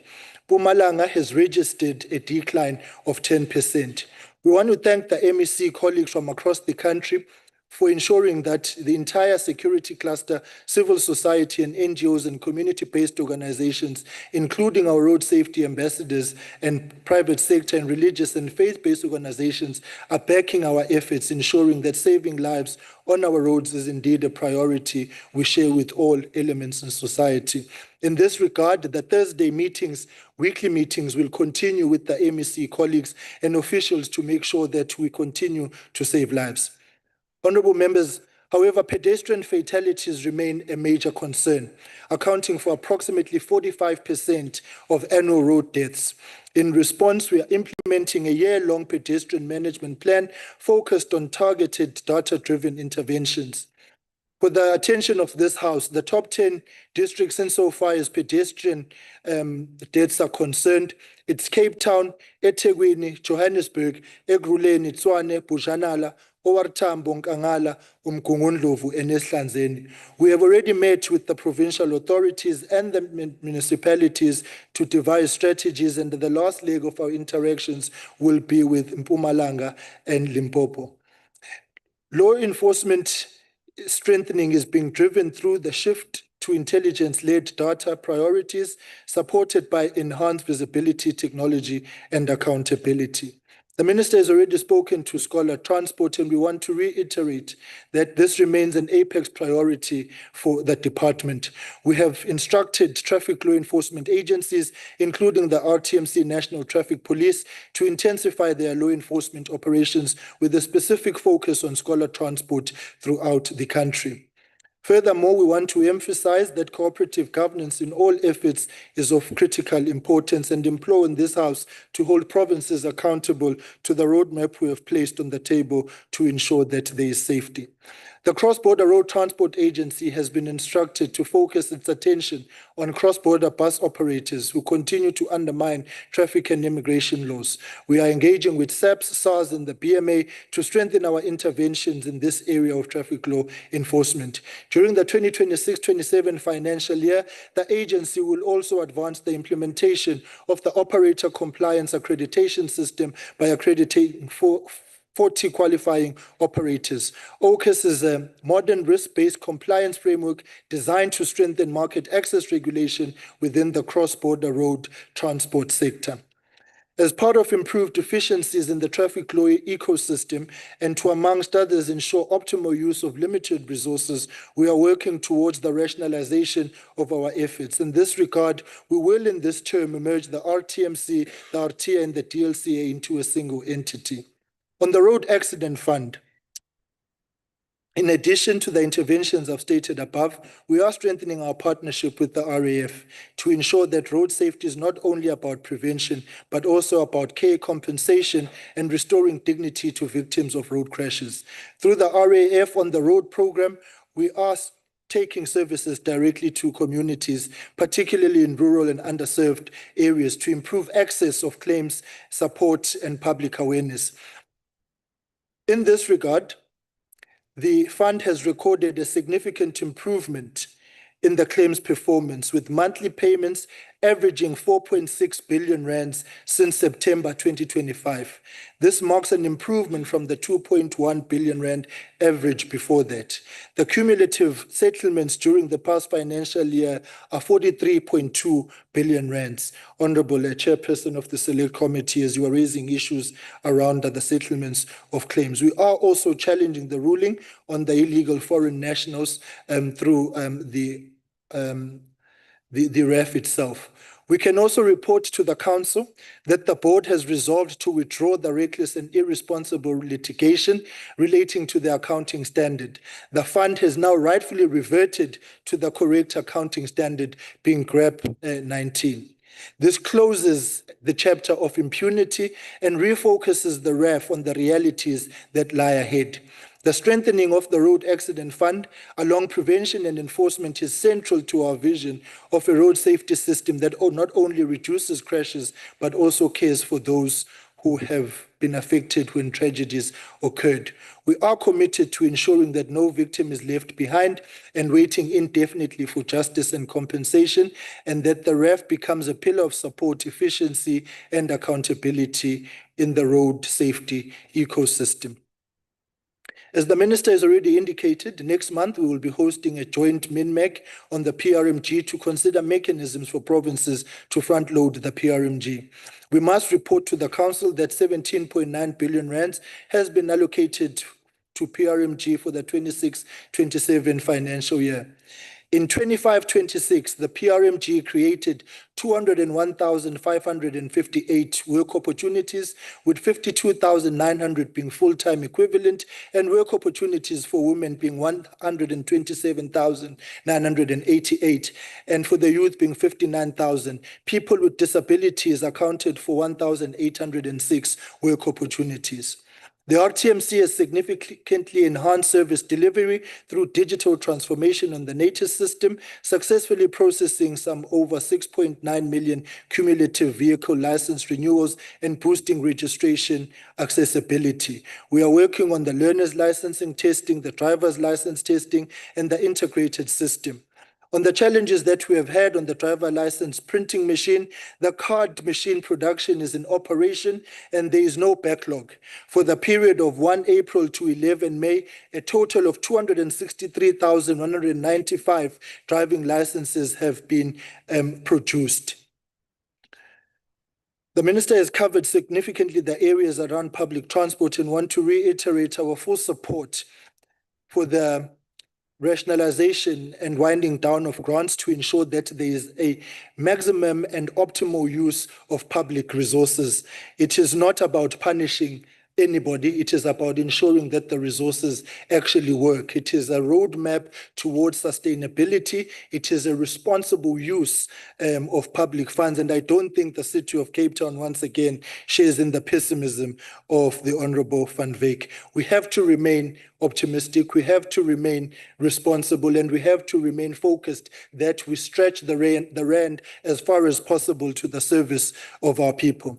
Lastly, Honorable House Chair, we will also undertake a comprehensive review of the Shovagalula program, our non-motorized transport initiative aimed at addressing mobility challenges in underserved communities where learners still walk long distances, to ensure that the program is fit for purpose and is consistent with the prevailing realities.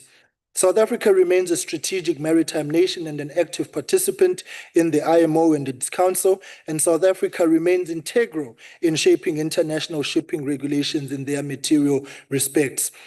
Our efficiencies at our ports and at sea are to the benefit and growth of our coastal provinces, namely KwaZulu-Natal, Eastern Cape, Western Cape, and the Northern Cape, through the ports that these provinces have. To assure the Council the ongoing instability in the Middle East, which has shifted shipping patterns and creating potential opportunities and increased traffic on the Cape of Good Hope, SAMSA and our Maritime Rescue Coordination Center remain on high alert to provide search and rescue services along one of the world's busiest shipping corridors. Honorable Chairperson, we are hard at work. Let there be no doubt that the transport sector, as you knew it yesterday, is better and bolder and stronger today, and we are ensuring that the money of the people is servicing the people of this country. I thank the Minister and the entire department for her leadership and guidance, and thank you, Chair. Time has expired. Honorable delegates, the next, I'd like to invite Councillor DeForce from Salga, who is on the visual platform. Over to you. Thank you very much, Honorable Chairperson. I would request that I not use the video for the sake of connectivity challenges in our area. Honorable NCOP Chairperson. Councillor DeForce, will you please open your video for a second or two so that you can see that it is the real DeForce that we know.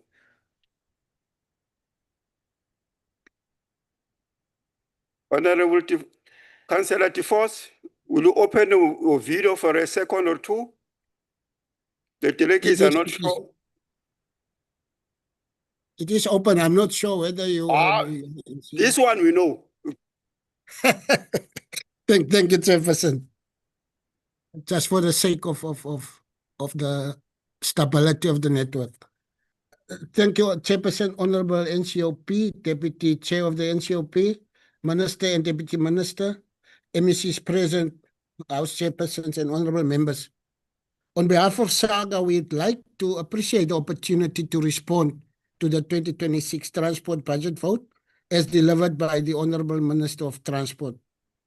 SAGA acknowledges the efforts by the Department of Transport to reposition the transport sector as a catalyst for economic growth, logistic reform, infrastructure development, and improved mobility for all South Africans. We particularly welcome the continued investments in rail revitalization, road infrastructure, logistics reforms, and public transport systems. Indeed, the budget amount of 102 billion rand is not only significant, but the single biggest transport budget in the Republic. Consequently, it presents the biggest opportunity to transform the entire transport system in the country. It must be managed with care, responsibly, and its strategic importance not only to national government, but to all spheres of government. However, the budget alone is not enough to transform the transport industry.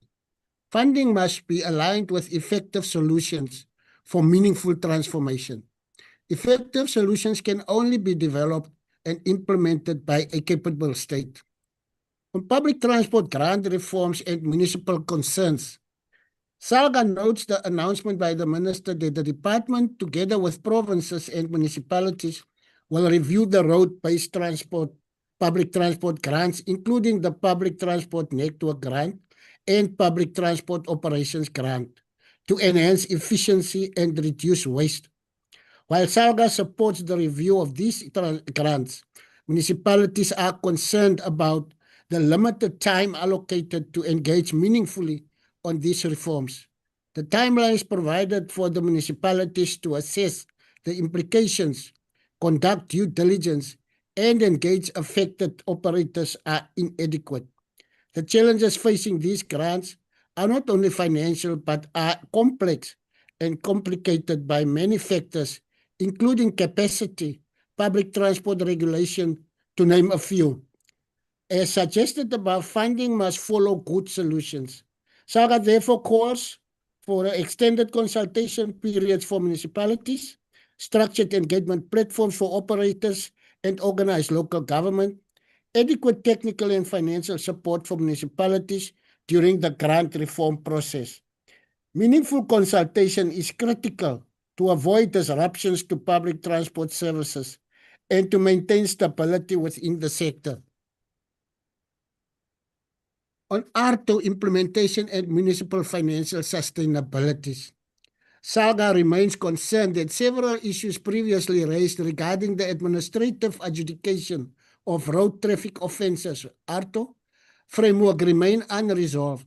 Municipalities continue to express concern regarding certain aspects of ARTO regulations and implementation requirements that compel municipalities to utilize prescribed stakeholders or systems during procurement processes.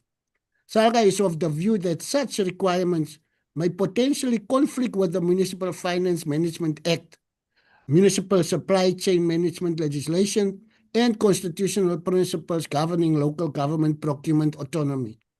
In addition, local government continues to carry substantial law enforcement responsibilities without corresponding financial compensation under the current ARTO revenue model. Municipalities remain at the front line of traffic law enforcement and road safety implementation, yet the fiscal arrangements do not adequately support this responsibility. The SALGA therefore reiterates its call for a review of the ARTO regulations impacting municipal procurement processes and their constitutionality. Greater alignment between ARTO implementation requirements and the MFMA, a fair and sustainable revenue sharing model for municipalities. Questions remain about the efficacy of the ARTO approach.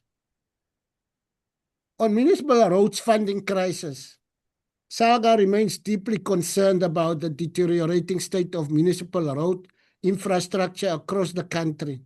Municipalities continue to experience severe underfunding for road maintenance, rehabilitation, and upgrades.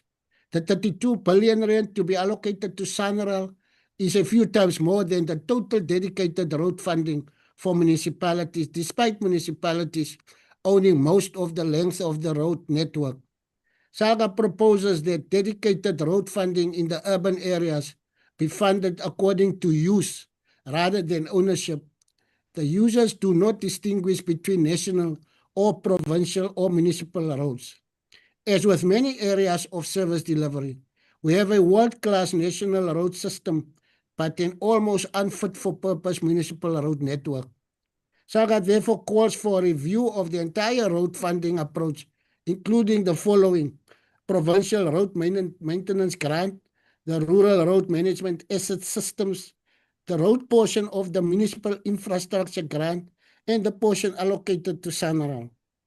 On vehicle licensing function, the current revenue sharing arrangements for vehicle licensing functions remain unsustainable as municipalities continue to absorb operational, staffing, infrastructure, and compliance costs while retaining a small portion of licensing revenue.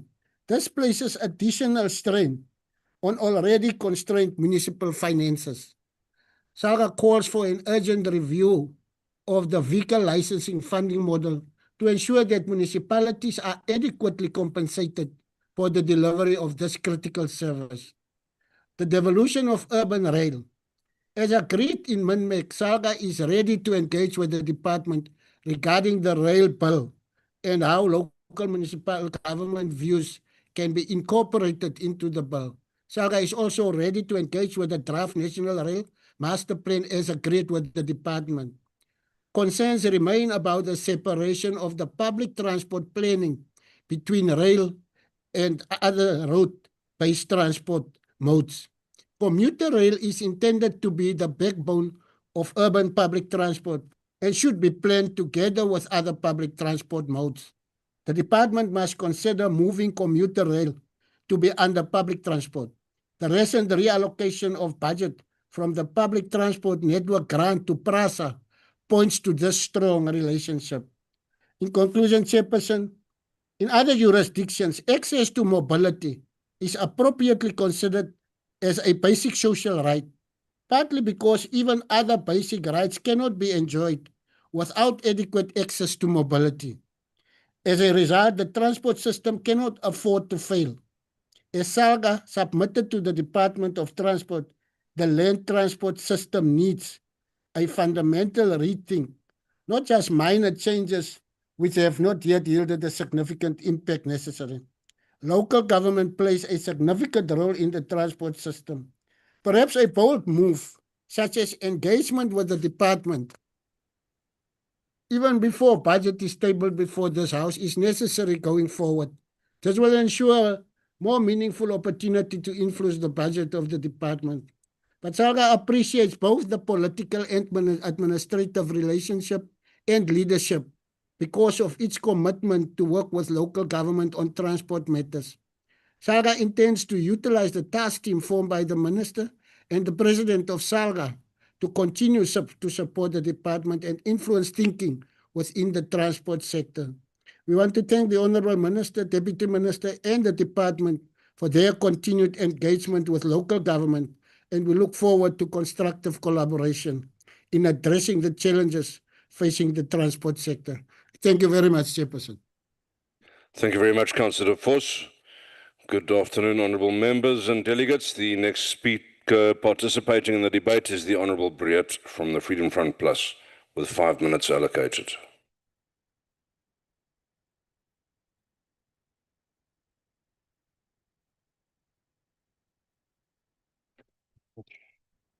Dankie, voorsitter. Daar is 'n bekende aanhaling deur die Amerikaanse president John F. Kennedy wat sê: American roads are not good because America is rich. America is rich because American roads are good. En dit is wat vir Suid-Afrika ook moet geld. 'n Land se vervoerinfrastruktuur bepaal sy ekonomiese groei, sy veiligheid en uiteindelik sy mense se lewenskwaliteit. The 26-27 transport budget therefore simply cannot be viewed as another line item in the national budget. It is a direct reflection of whether the government is serious about economic growth, job creation and public safety. Die departement van vervoer begroot in die mediumtermyn by die R313 miljard vir die sektor. 94% daarvan gaan aan entiteite en aan subsidies. Die VF+ erken die positiewe elemente van hierdie begroting. Die groter fokus op spoorherstel, padonderhoud en logistieke hervorming is nodig. Ons verwelkom ook die feit dat die departement erken dat die spoorinfrastruktuur verswak het, dat hawens ondoeltreffend funksioneer en dat logistieke koste die ekonomie knou. But acknowledgement alone, Minister, is not enough.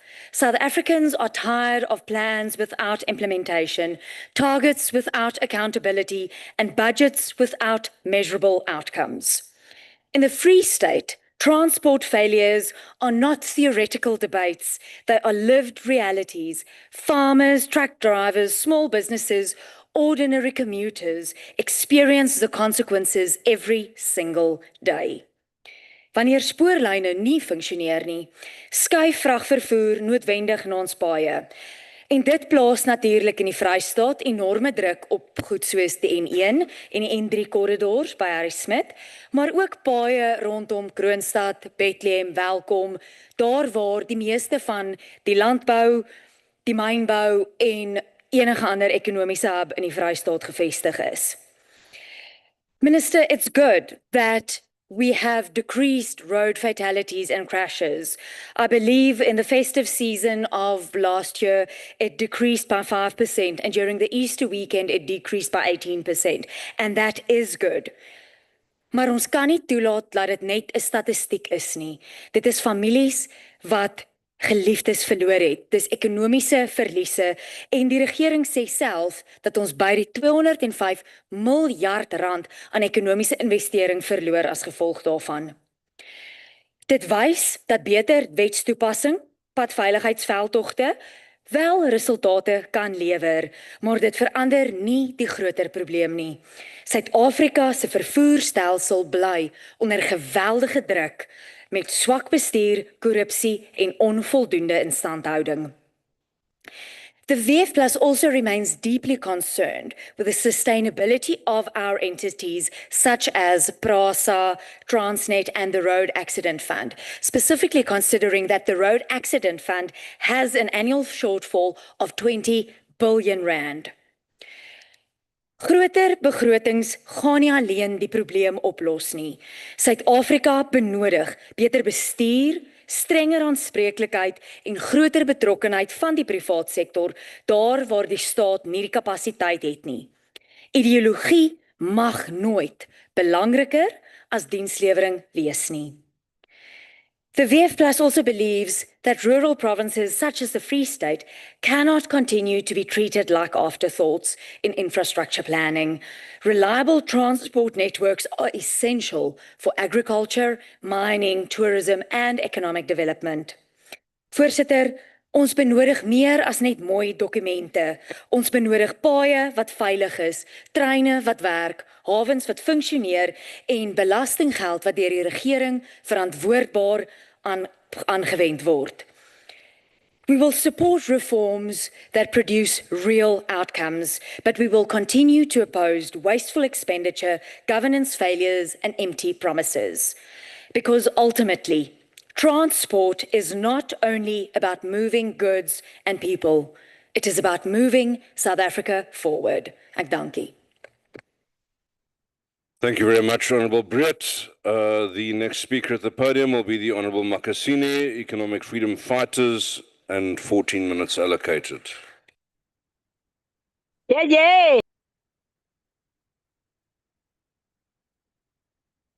Thank you very much, House Chairperson, Honourable Minister and the Deputy Minister of Transports, fellow fighters and honourable members. On behalf of the Economic Freedom Fighters, I want to start off by conveying our deepest condolences to the families and friends of Councillor Bulelani Yeko and Fighter Emehle Jabatwa from Ward 6, Zone 10 here in Cape Town. The two committed revolutionaries who lost their lives in a tragic car accident on the Saturday, the 16th May 2026. While they were traveling back from the organizational deployment in Saldanha Bay sub-region, their unexpected passing has deeply shocked all of us. Sitilala ngoxolo Madiba, Dlomo Sophishi ngolomsinye, kunye nawe Mamgcina Tyhopho nokwindla ugqatso lwenu lulufezile. Chairperson, the functional transport network serves as a backbone of any economy, seamlessly for moving the workforce, raw material, and finished goods. In South Africa, House Chairperson, however, this sector has acted as a challenge to economic activity rather than the facilitator of the economic growth. And so, the Economic Freedom Fighter rejects this transport budget vote. We cannot support the financial allocation of the department that hold our entire economy hostage. Instead of helping the people to get work and moving goods smoothly, the department stands on the verge of collapsing. Yet, year after year, the state throw billions of rand to this department, and then ministry celebrate the policy document, performative program that have brought little material change to the lives of our people. A prime example of this failure is Operation Vulindlela, which was first presented as a bold intervention to modernize infrastructure, improve logistics, and unlock the economic growth when it was launched in October 2020. Operation Vulundlela was designed to fast-track the structural reform, eliminate irregular bottlenecks, and stimulate the economic growth. However, the initiative has fallen in the short of its measurable objective. And instead of the ordinary South Africa are confronted with the pothole-ridden roads, collapsing rail system, dysfunctional port, unrealistic public transport, and ever-rising transport cost. At the reality on the ground is that our people waste hours traveling in unsafe with taxis and buses, while the freight rail continue to deteriorate, forcing more trucks and on the damaged road. And the community in rural areas and the towns areas remain isolated because the roads are not maintained and filled with potholes, while the commuters have faced a delay on overcrowding on daily basis. House Chairperson, the millions of the potholes across South Africa are not just an annoying part of the daily lives. They are a sign that the government is planning and executive have completely broken down. And according to the reports, we are looking at the millions of the pothole across the country, and the numbers are climbing fast. And it is not just because of the rainy season, but it was the challenges of the bad engineering and also the zone that the maintenance that is not maintained, and a total of mismanagement. Like the province of Bukonebo-Pirima in Northwest, we also last week were there is no road in that area. Local road entities are functionally bankrupt. For instance, Johannesburg Road Agency openly admitted that infrastructure backlog require over 115 billion, yet they receive mere fraction that is amount annually. In the province where I come from, the Free State, for instance, a province which has major trucks driving between Gauteng and the coast, roads like R70 and 708 were never built to handle the kind of weight, and the provincial government has completely failed to police the truck weight and leaving the rural farming community to cut off by road. In the province of KwaZulu-Natal, Honorable Kaunda, a province that often experiences extreme weather, especially massive floods of the last few years, poor workmanship makes things 10 times worse in that province.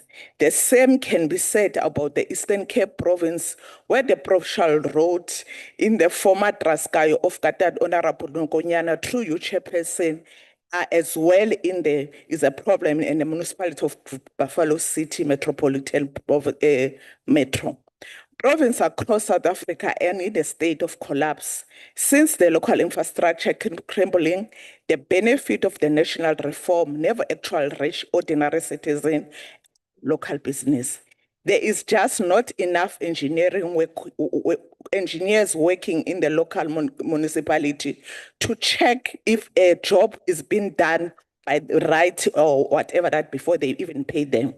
It also does not help that the tender are often handed out to the political connect person instead of experienced road builders. This contractor does not even bother to cut straight the edge or compact the hot tire properly so that the patch fails within a week. To try and save the situation in the national government has been taking over thousands of kilometers of ruined provincial road and handing them to the SANRAL. But even that is not sustainable, Minister, as if SANRAL spent its all money to fix the broken suburb and regional road. The aim of National Highway will eventually collapse because we are just putting more pressure to SANRAL. Minister, we will wait for patiently to brief us according to the billions that were looted and mismanaged by the white companies in SANRAL.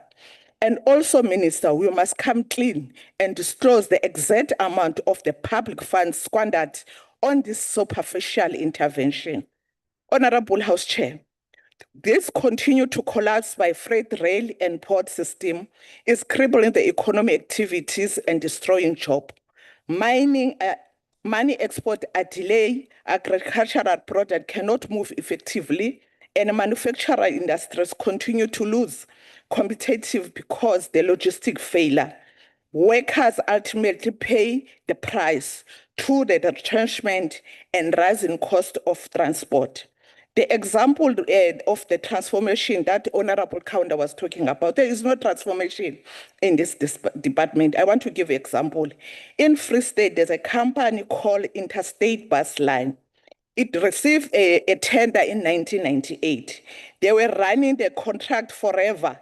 And after 3 years, that contract was renewed without going to mid-make so that they can get extension.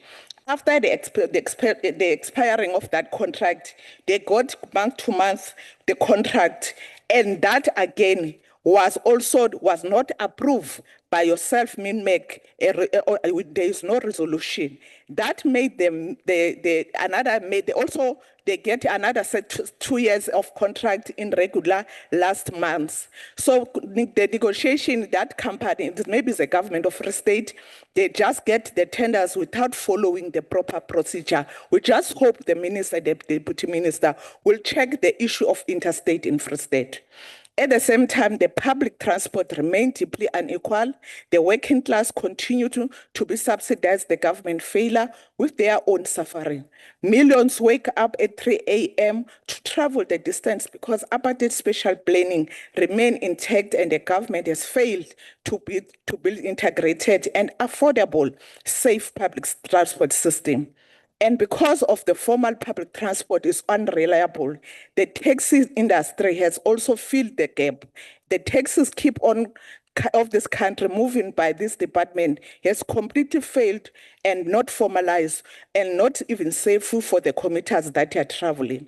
Right now, there is a taxi industry law by violence wrought in dispute, intimidation, mafia like extortion, and the commuters and the law-abiding citizens, especially drivers, are often caught in the crossfire. Because the Department of Transport has not been able to roll out the proper safe regular framework, our most people from the public transport operators completely outside the formal economic planning. The budget before us does not confront these material realities. Instead of deceiving the state-led investment, government continue to open the strategic sector to private interests under the guise of reform. The EFF really rejected this budget, House Chairperson, of this transport infrastructure and outsourcing the state responsibility to profit-driven corporation. The transport is not about moving the goods and the people. It is about the economic justice, special justice, and human dignity. The EFF therefore call for massive investment, passenger and rail infrastructure, urgent high-quality rehabilitation and provincial municipal roads, expand and safe, affordable, reliable public transport for working-class community. The in-source of the strengthening of the state technical capacity instead of endless outsourcing, increase security and protect the real infrastructure against vandalism and criminal syndicate, and full transparency of all Vulindlela transport sector expenditure. House Chairperson, again, I want to bring to your attention, between 2016 to 2017, the same interstate bus line in Free State was sold to Imperial for Imperial Company for 55%, while the tendering in the province, according to the PMFA, if the shareholder become more than 51%, by the then tender was supposed to be awarded to the interstate, the bus line, not Imperial, and when this process was done, we never approached the ministry and the process was never presented to the mid-make. We request the minister to investigate and get to the bottom of this company who has a shareholder in Free State and manipulating the process. There is no competitive for the other people to bid, to have access to get to the business. House Chairperson, A functional transport system is a backbone of economic development. Without reliable road, rail transport, and public transport, there cannot be a meaningful industrialization, no sustainable job creation, no economic freedom. The people of South Africa do not need more announcement. They need trains that work. They need roads that are safe. They need ports that are functional and effective. They also need transport costs that they can afford. The economic freedom fighters reject this budget. Thank you very much, Chair. Thank you very much, Honourable Makasini. Honourable delegates, we now return online for the last time today. We are going to Mpumalanga. The MEC for Public Works, Roads and Transport will be addressing us, and that's the Honourable T.S. Tomo. Honourable Tomo, you have 10 minutes. No, thank you very much, House Chair. Let me take this opportunity to also greet the Minister, the Deputy Minister Hlengwa, and the honourable delegates to the NCOP. House Chair, from the province of the Rising Sun, Mpumalanga, we also take note of the budget vote as presented by the Honourable Minister of Transport. We appreciate both the strategic direction and policy detail reflected in the budget, and we are encouraged by the continued commitment towards the strengthening transport infrastructure and enhancing connectivity as part of advancing inclusive economic growth. Honourable Chair and members, the transport portfolio occupies a uniquely strategic position within the architecture of the developmental state as it provides the infrastructure foundation upon regional integration, industrial expansion, social mobility, and trade competitiveness are ultimately sustained. As the province of Mpumalanga, we therefore welcome the continued commitment by the National Department of Transport and its public entities towards maintaining, rehabilitating, upgrading, and revitalizing and expanding South Africa's road and rail infrastructure over the medium-term expenditure framework period.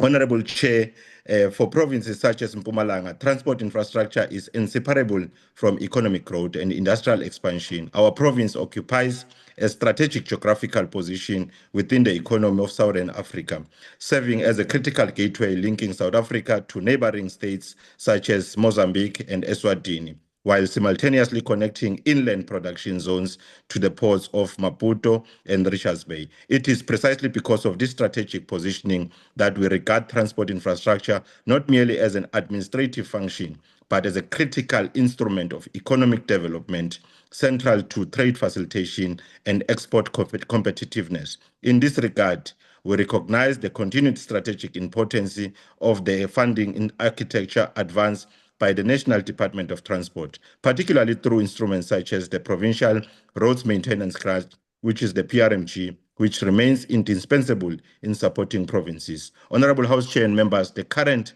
fiscal environment demands innovative, collaborative approaches towards infrastructure development. It is for this reason that Mpumalanga has deliberately pursued strategic partnership with mining houses to supplement limited public resources and accelerate infrastructure delivery.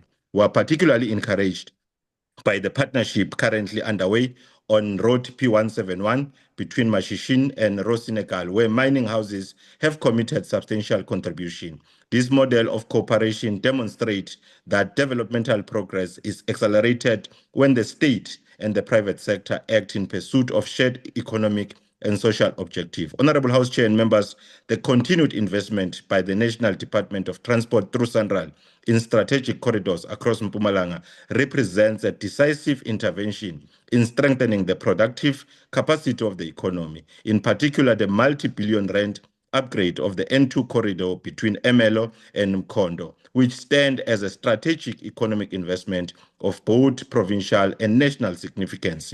This road remains a critical linking inland production zones to the port of Richards Bay, thereby strengthening freight mobility. Honourable House Chair and members, the transfer of more than 1,000 kilometers of strategic roads to SANRAL has already begun yielding measurable outcomes through accelerated rehabilitation, maintenance, and upgrading intervention. As the province of Mpumalanga, we also continue to witness progress in advancing regional integration across border logistic efficiency. In this regard, we commend the continued investment along the N4 corridor and the interventions undertaken at the Libombo border post between South Africa and Mozambique. The continued oversight engagement undertaken by the Minister, Barbara Crecy, jointly with the Mozambican counterparts to assess operation at Libombo border post of entry demonstrate the growing importance of coordinated regional cooperation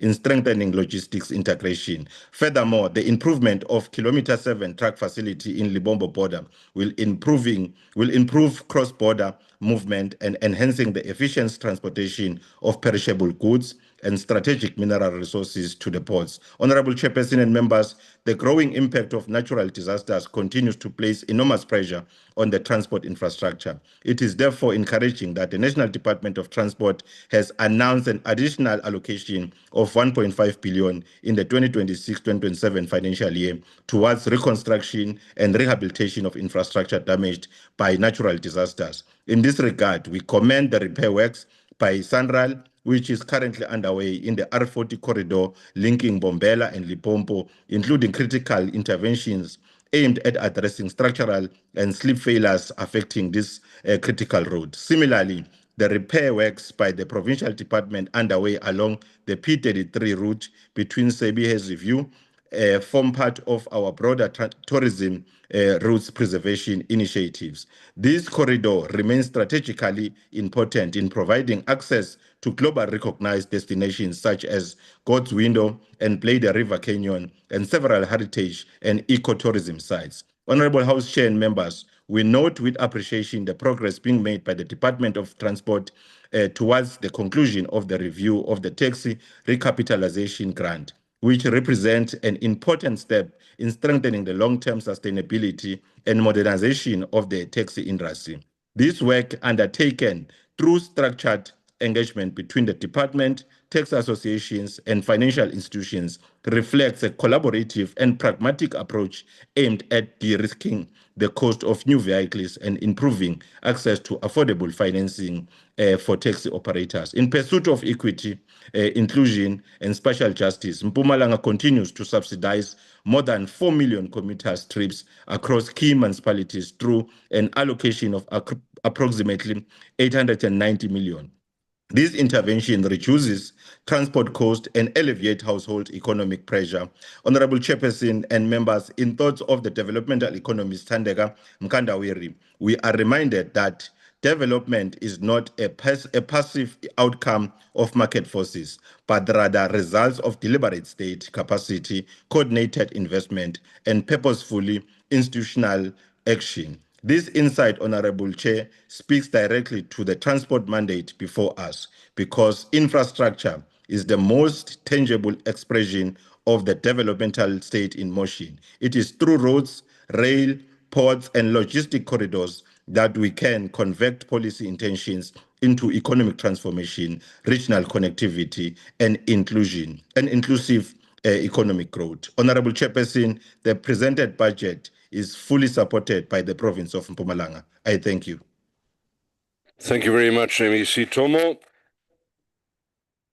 We return to the chamber now, honorable delegates. The next speaker is the Honorable Peter, representing the United Democratic Movement, for 5 minutes.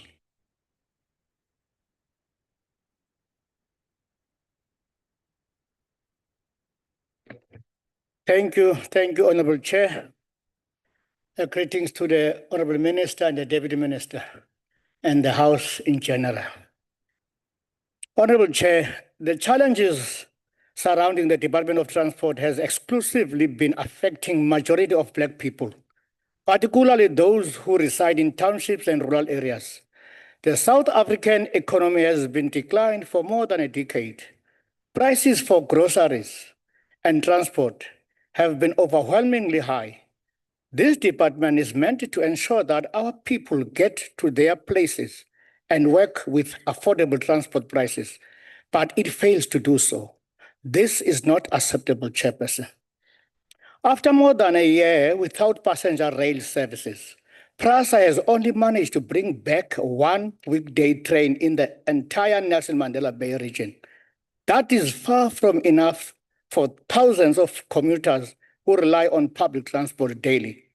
Many residents were forced to spend more money on taxis or even leave their jobs because transport costs became too high. This highlights how ordinary people carried the burden while government delayed restoring services. The other metro lines that travel long distances have not been brought back yet. PRASA keeps announcing the return of long-distance routes, yet services continue to fail because trains break down, are delays for hours, or get suspended again shortly after reopening. This shows poor planning and weak management. Funding for new locomotive is expected to drop from 12 billion to 6 billion, while refurbishment funding is being removed completely. The Cape Town carries out a major breakdown between October and December 2025, during which more than 2,700 minibuses were impounded. Around 4,000 Uber and Bolt vehicles were also impounded during the same period because of ongoing problems in the transport sector. Taxi operators found operating without a valid license faced a heavy release fee, including about 7,000 for the first offense and 10,000 for the second offense and 15,000 for repeated offenses.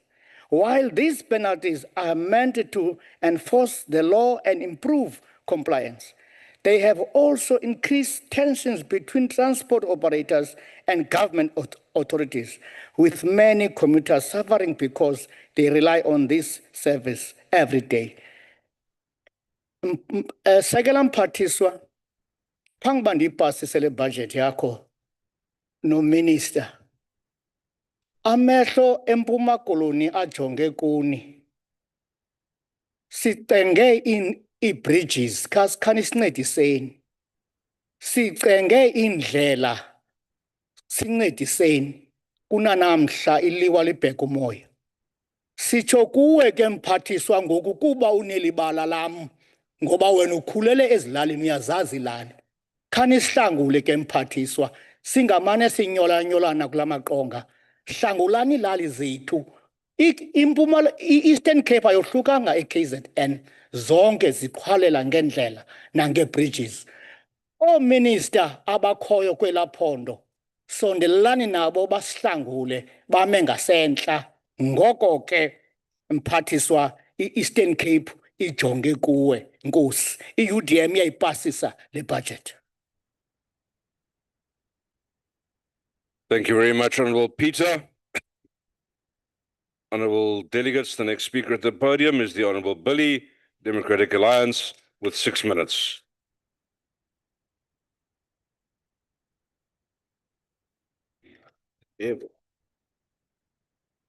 Honourable Chair, House Chair, Minister, Deputy Minister, and honourable members and fellow South Africans.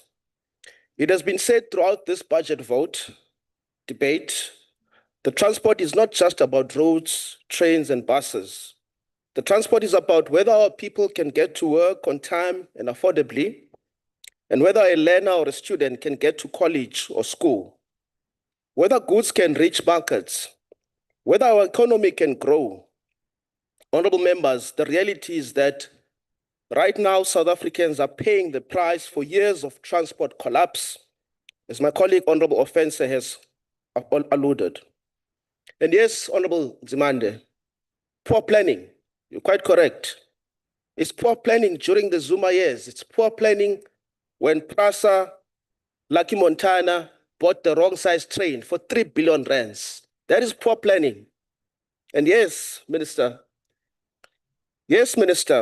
you'd recall reports of PRASA also paying billions to refurbish and repair trains that will never be used at the time, the GOAT project, you would recall that. You'd recall PRASA paying billions in fraudulent advance payments to the Mazia General entity. Again, around 3 billion was used on that. In my province, KwaZulu-Natal, we know this reality far too well, Honourable Kaunda. We have seen the collapse of commuter rail across major corridors. Communities that once relied on affordable trains between Amalogishi, Durban, Umlazi, Kwamashu, Pinetown, and surrounding areas have been forced back into already congested roads and expensive taxi routes. Lokhu kuchaza ukuthi abantu bakithi baphoqeleka ukuthi bagcine bekhokha imali enkulu emateksini, abanye abaningi abantulayo. The department speaks about revitalizing passenger rail and increasing annual passenger trips to 600 million by 2030.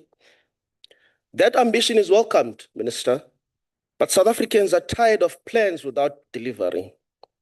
Minister, we cannot continue announcing recovery while millions still cannot rely on trains to get to work every morning. And I want to touch on this since no one spoke to it. One of the clearest examples of a failed transport planning is the Go Durban, a project in eThekwini which costed taxpayers about 9 billion rands, which has now clearly failed. For years, residents were promised a world-class integrated public transport system. Billions were spent, roads were dug up, infrastructure was built, communities were disrupted. Yet today, large parts of the project remain incomplete or delayed. And the honest reality, colleagues, honorable members, is that, Minister, your ANC government failed to intervene. You continue to fail to intervene in that project. The eThekwini municipality, Honorable Kaunda, failed to intervene in that project. Instead, you have all allowed the 9 billion to go to waste while protecting the interest of the taxi industry alone. All while the city of Cape Town is expanding its My City bus service to bring safe, affordable public transport to more of those who really need it. So it can be done, honorable colleagues. Chairperson, in many areas, infrastructure stands as a monument to poor planning, weak implementation, and political indecision. The people of KwaZulu-Natal do not need more impressions and launch events. They need to see buses on the roads. They need to see rail coming on time. Chairperson, the department itself admits in this APP that many municipalities fail to implement the integrated transport plans, and that poor coordination and weak planning continue to undermine service delivery. That is the real crisis, Honorable Minister. So, in essence, we do not lack policy documents in South Africa. We lack execution.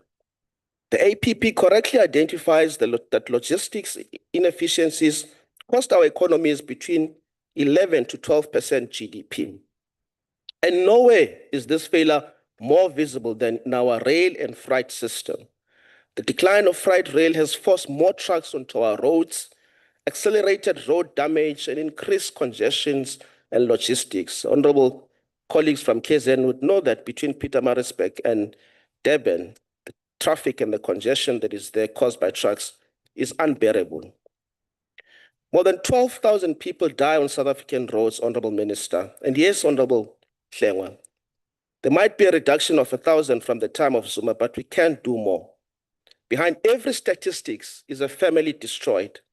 And yet, year after year, we continue to see poor enforcement, unroadworthy vehicles, unsafe scholar transport, and collapsing infrastructure.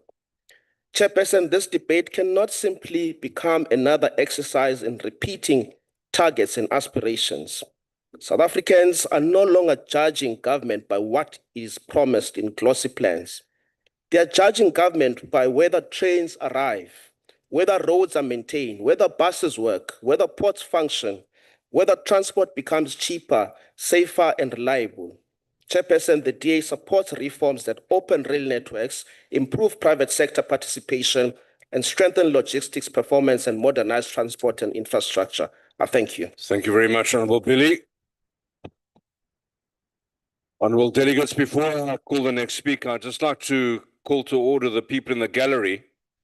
This is the People's Parliament. We do welcome your participation, but it's not your lounge. Please, if you can behave like you are in Parliament, not with your feet up.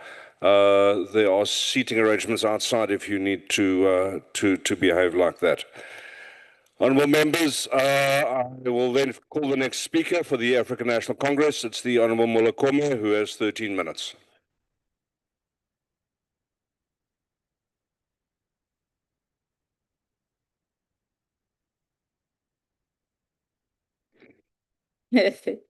Thank you very much, House Chair, for the opportunity. Let me take this opportunity to greet the Minister and the Deputy Minister, and also the participants on the platform.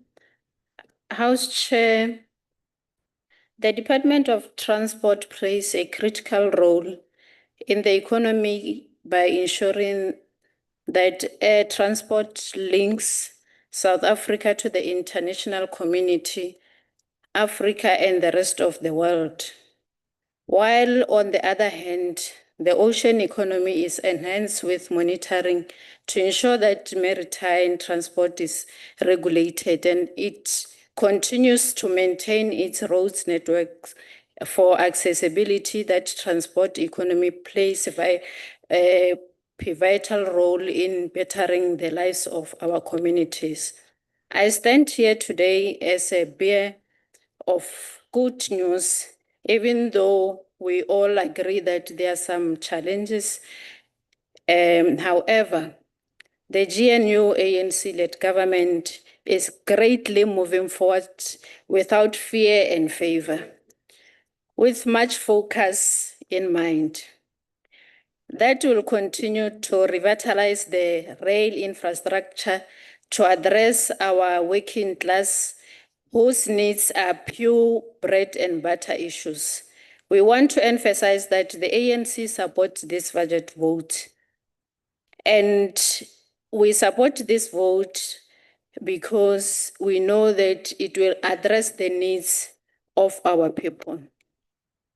As the Select Committee, we visited Metro Rail with PRASA delegates, where we had the benefit to talk of taking a ride to Gugulethu by rail, by train.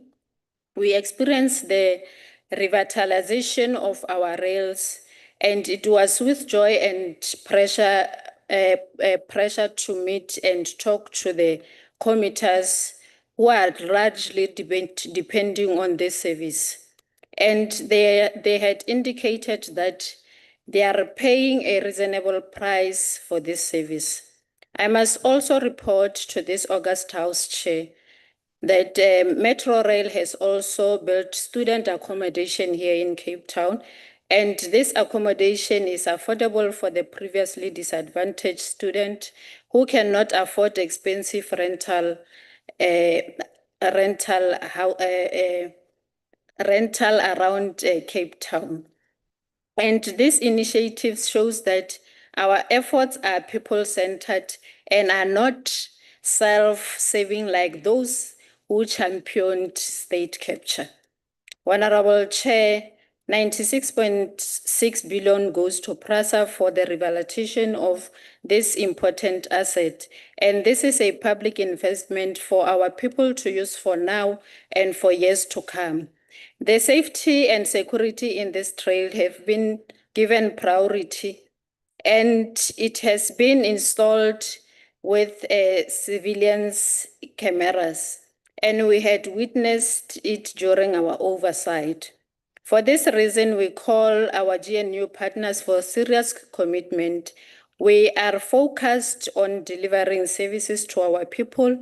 We do not, therefore, ignore challenges that may be experienced by our people.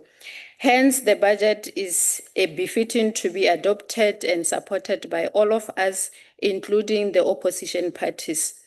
As we continue to improve our roads, networks, and maintenance, we frown upon those who want to destabilize our economy by creating the so-called project mafias to embezzle the future of our people with their evil plans.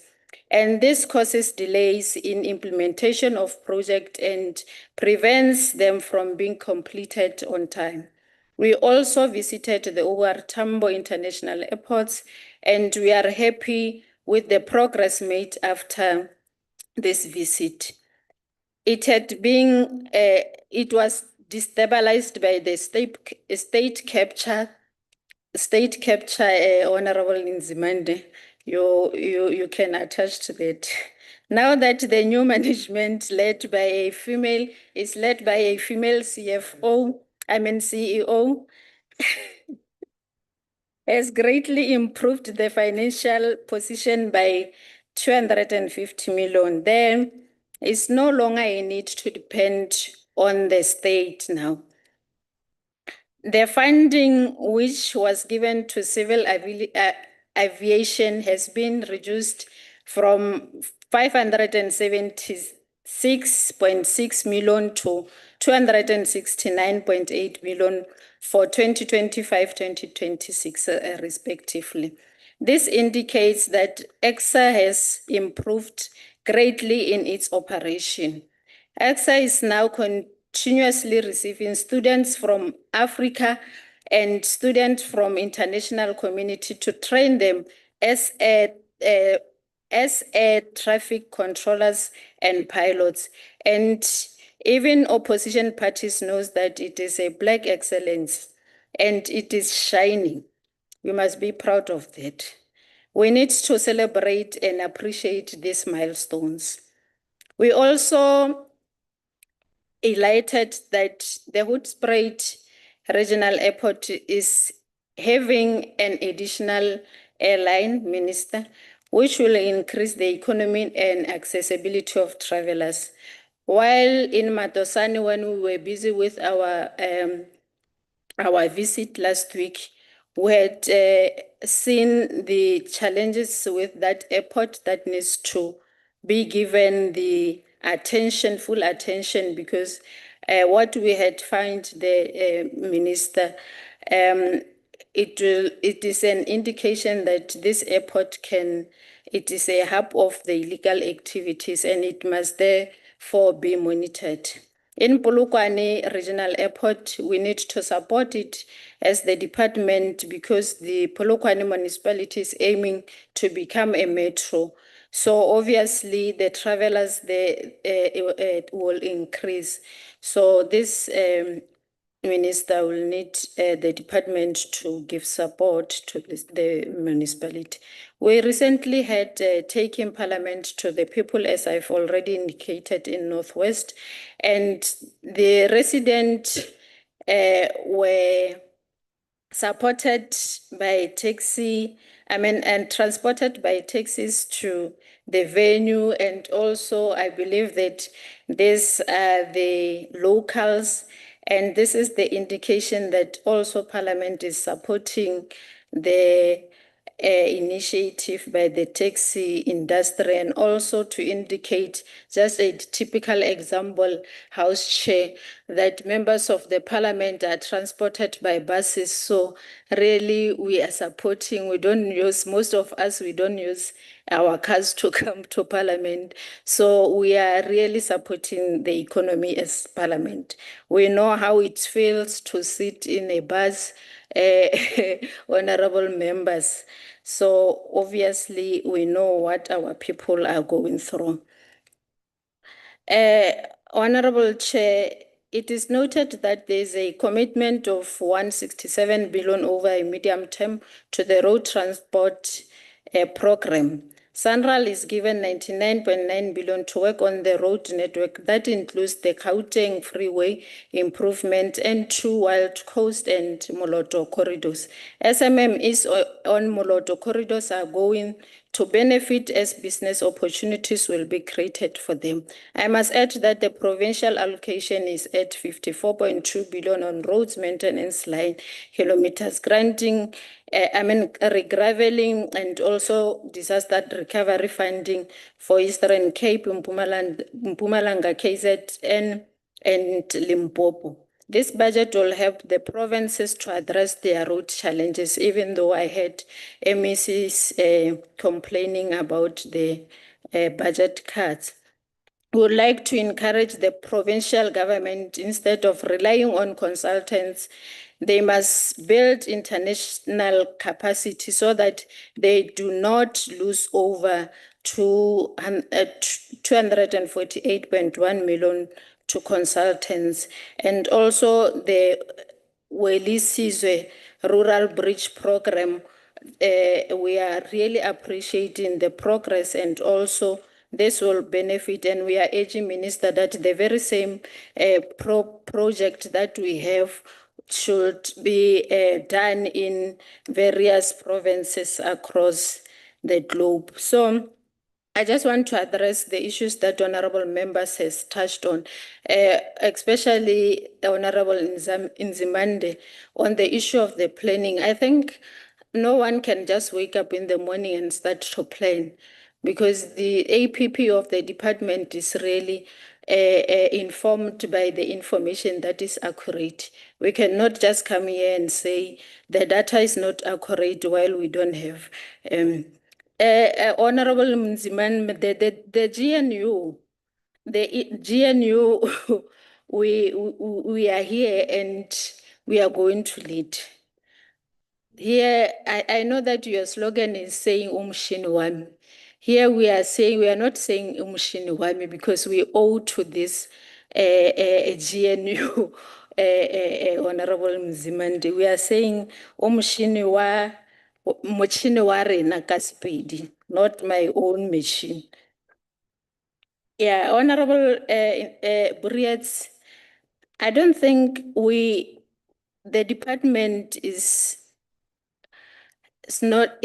promising, you are saying is empty promises from the departments. And I think when we adopt the APP as the committee, as members, we also ask questions, and the departments are able to clarify on each and every question that the honorable members are asking.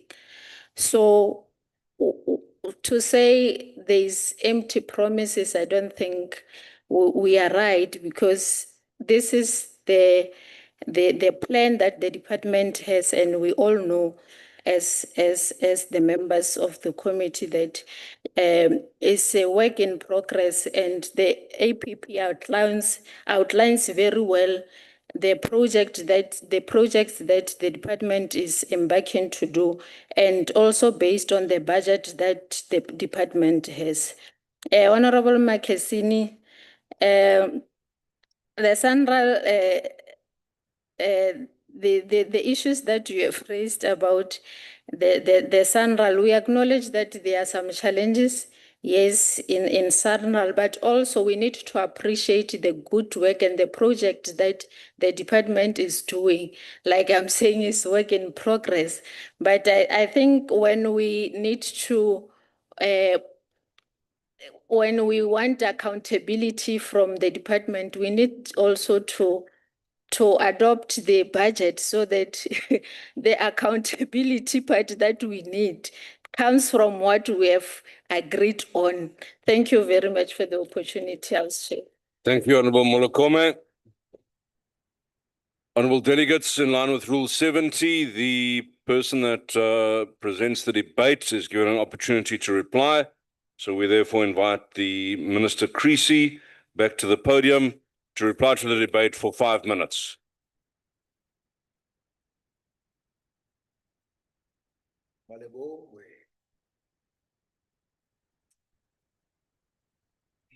Thank you very much, House Chair, but I should be given a few more minutes because I still had 3 from my time earlier. Doesn't work like that, unfortunately, Minister. Oh, okay. But I will ask the table to restart the clock from 5. Thank you. Well, it works like that in the National Assembly. Thank you very much, Honourable House Chair. The first issue that I want to respond to is the Integrated Public Network Grant.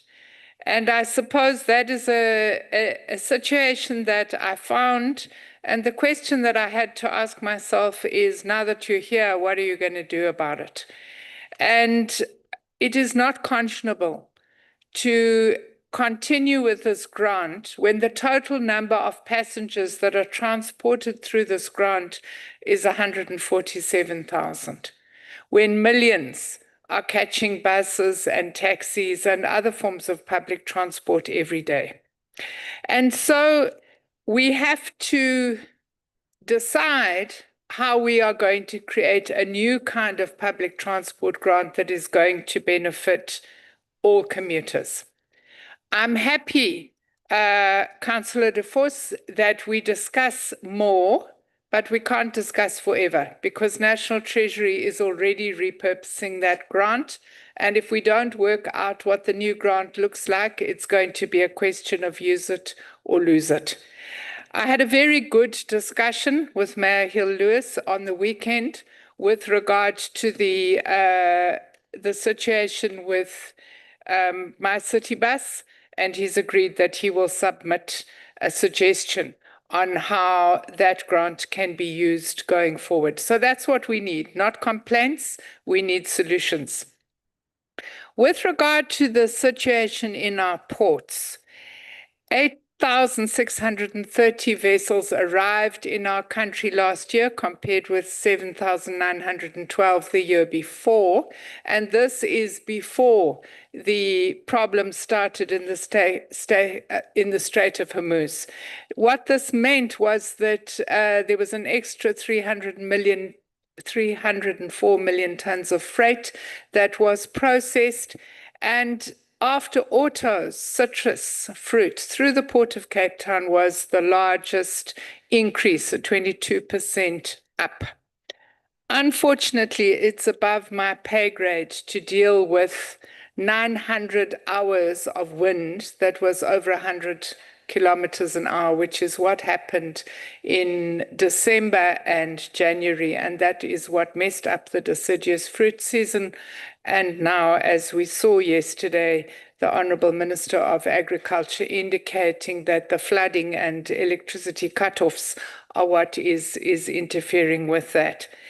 The investments in the Port of Cape Town are important because they are dealing with container stacking and also truck staging, and those are issues that will facilitate movement. With regard to the Road Accident Fund, the new bill will deal with a standard set of benefits, a no-fault system, and a hybrid contributory system, and all of that is intended to reduce the impact of road accidents on the fiscus. My plea to Salga is please get municipalities to spend the municipal infrastructure grant on roads before you start to ask for more money. The National Rail Bill will outline the conditions for devolution, and the conditions include population, financial availability, and capacity.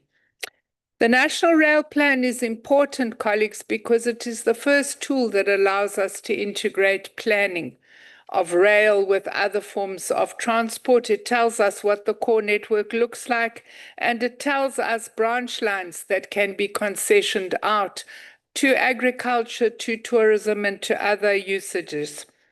Honourable Breert, 1,479 kilometers of road have been transferred to the Free State, to SANRAL in the Free State.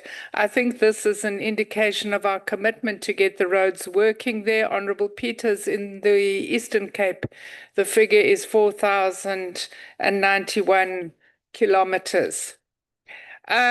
I want to conclude by saying that this government does care about the cost of living. That is why the Minister of Finance has given 3-month relief on the fuel levy, and it's making an important contribution to the tremendous burden that this levy is waging on ordinary people.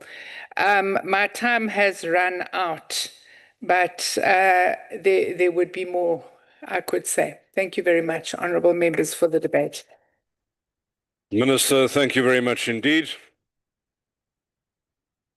Honourable delegates, there are 2 quick announcements I'd like to make. The first being that there is no plenary sitting tomorrow, and the second notice being that there has been allocation made in the sitting scheduled for Tuesday afternoon to deal with several of the matters that are listed under further business on the order paper as it stands. So, Honourable Chairpersons, particularly, if you can keep your eyes open, there will be information coming out over the weekend regarding which particular reports will be dealt with in the sitting on Tuesday, and we can then bring some of those matters to completion. Honourable delegates, that then brings it to a close. I'd like to thank the Minister, the Deputy Minister, all permanent delegates, the MECs, and special delegates, and of course the SALGA representatives for availing themselves for today's sitting. Honourable delegates, that concludes the business of the day, and the House is therefore adjourned. Thank you very much.